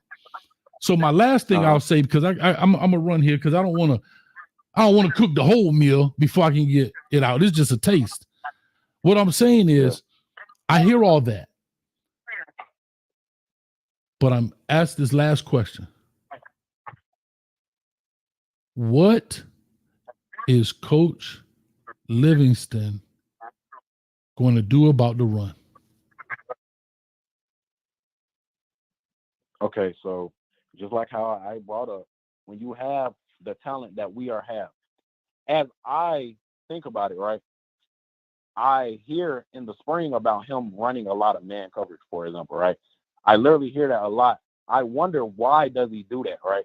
I feel like he does that because he's going to be able to load up the box a lot more. When you only have to cover one guy with one guy, you are able to put a lot more players in the box and then over the top to where you are going to be able to defend the run better.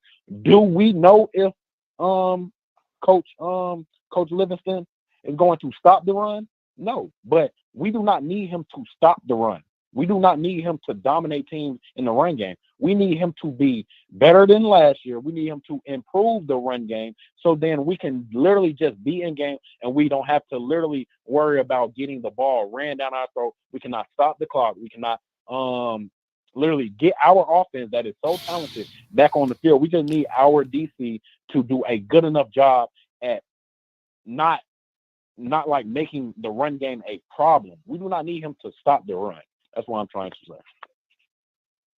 So what do you need him to do then? If you don't need him to stop the run, what do you need him to do again? Because I'm confused.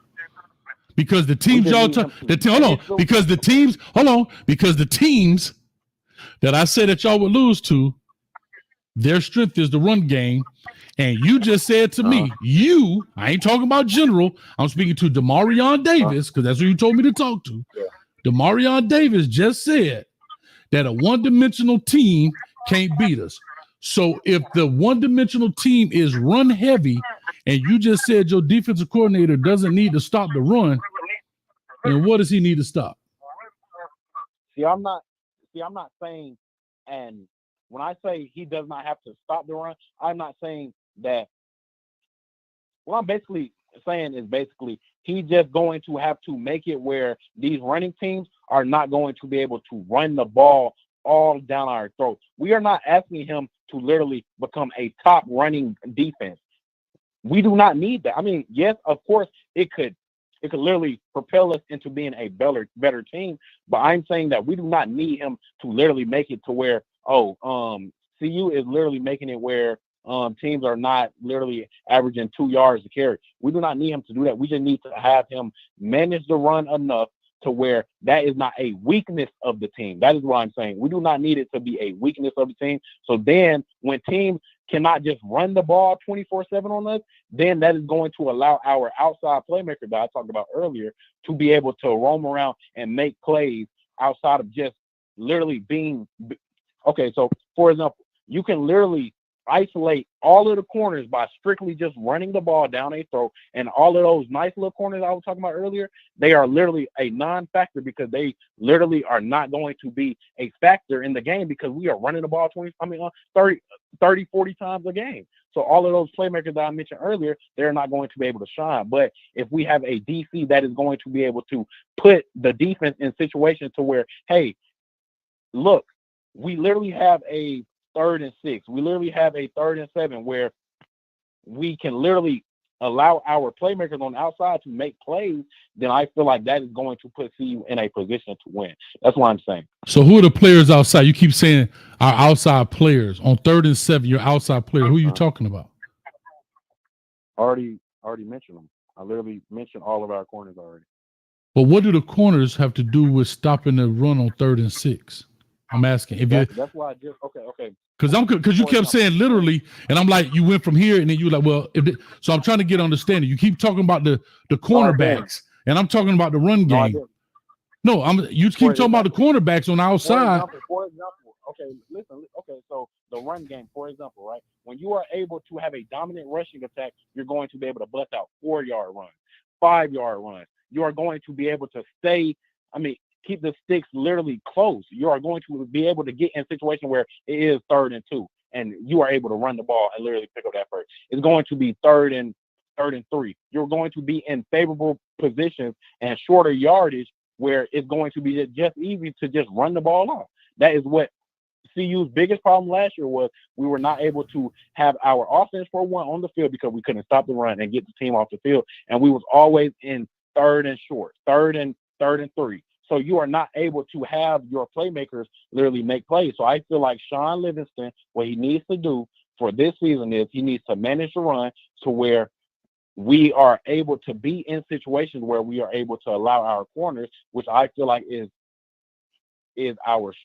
one of our strongest parts of our team. I need him to literally stop the run so we are not in 3rd and short all the time like last year, because the running game was just so dominant and we was able to just run the ball 24/7 and literally the sticks are right in front of you. So short throws. And my question, Demarion, you never answered it. How does he plan on stopping y'all from being in 3rd and short situations? What is that game plan? That's what I'm at. You keep bringing up cornerbacks. Mm-hmm. Okay, it's 2nd and 8 right now.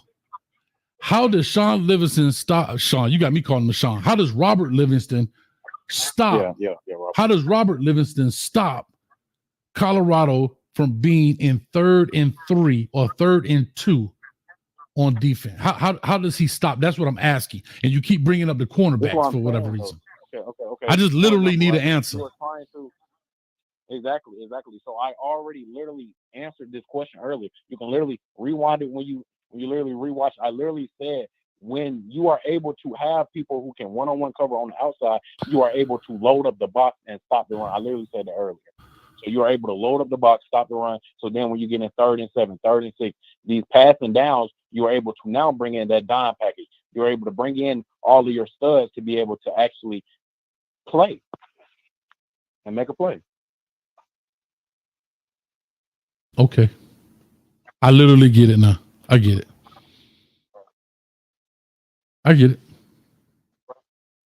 That's all I was saying, though. That's all I was saying. I literally, and then, for example, the O-line as well. We can literally end after this as well, right? Sure. The O-line, just like how I mentioned that the run game just has to manage it. We are not looking for the O-line to just give up 0 sacks on the year. We're not looking for them to literally be the best O-line in the country. We've seen that we are still going to be able to compete in these games with these huge teams if we literally just have something that is at least mediocre and allow our stars to make plays. So we are not asking for the O-line to literally just be dominant. We are asking them to be better than 50 sacks a year. See, if we can get that number to 25, and then that is going to equate to way more wins. That's what I'm trying to get So what do you think is a fair number? 25? Just cut it in half? 26 actually is in I'll half. probably say, to be honest, if we're trying to win a bowl game, then of course probably around the 30 to 25 range. If we're trying to win the Big 12, we're going to have to literally go probably, to be honest, 20, 25 is cool though. 25 is not that bad. That's all I have to say.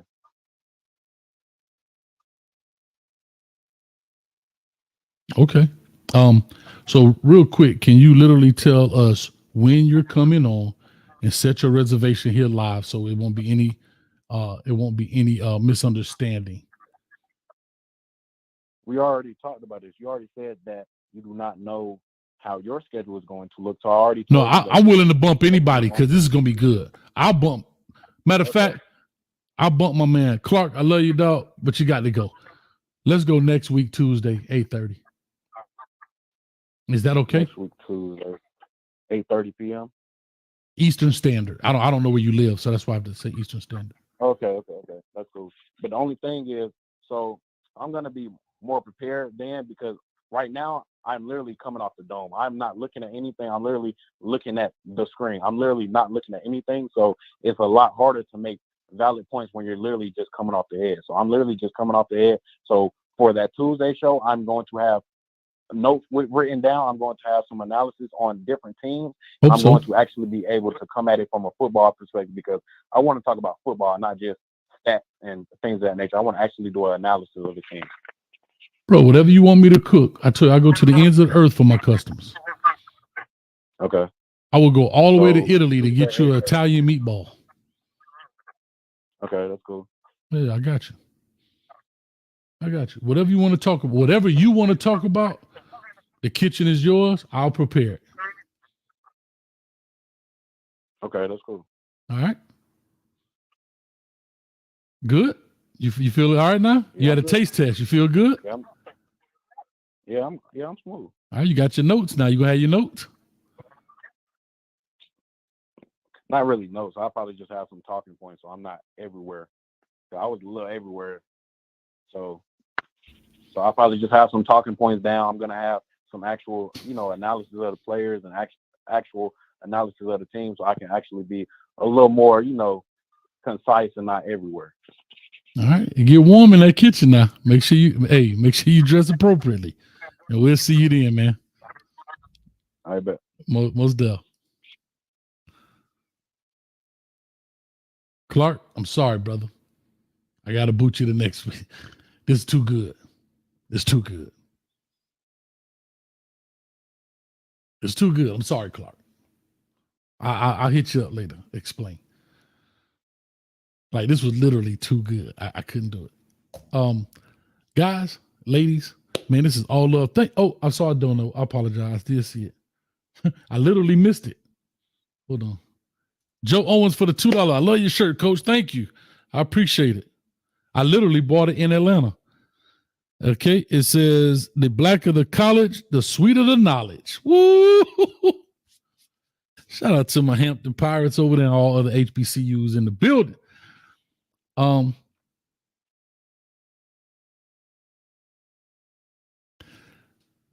Coach Kell, don't do that. Don't do that, Coach Kell. I see you. I'm gonna let that one live though.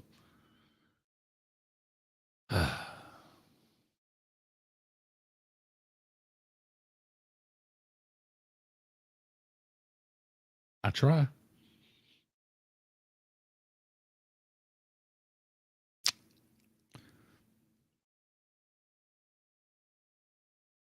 Sometimes I sit back and I think and I wonder to myself,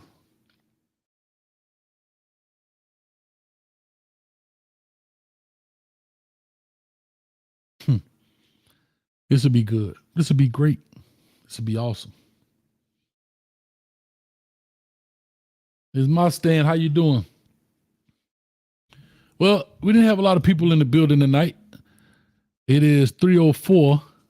We've been on for 3 hours and 4 minutes and 55 seconds. So when the 3:05 hit up, we're going to clap it up. You know what I mean when the 3:05. Yeah, clap it up for the 3:05 in the building.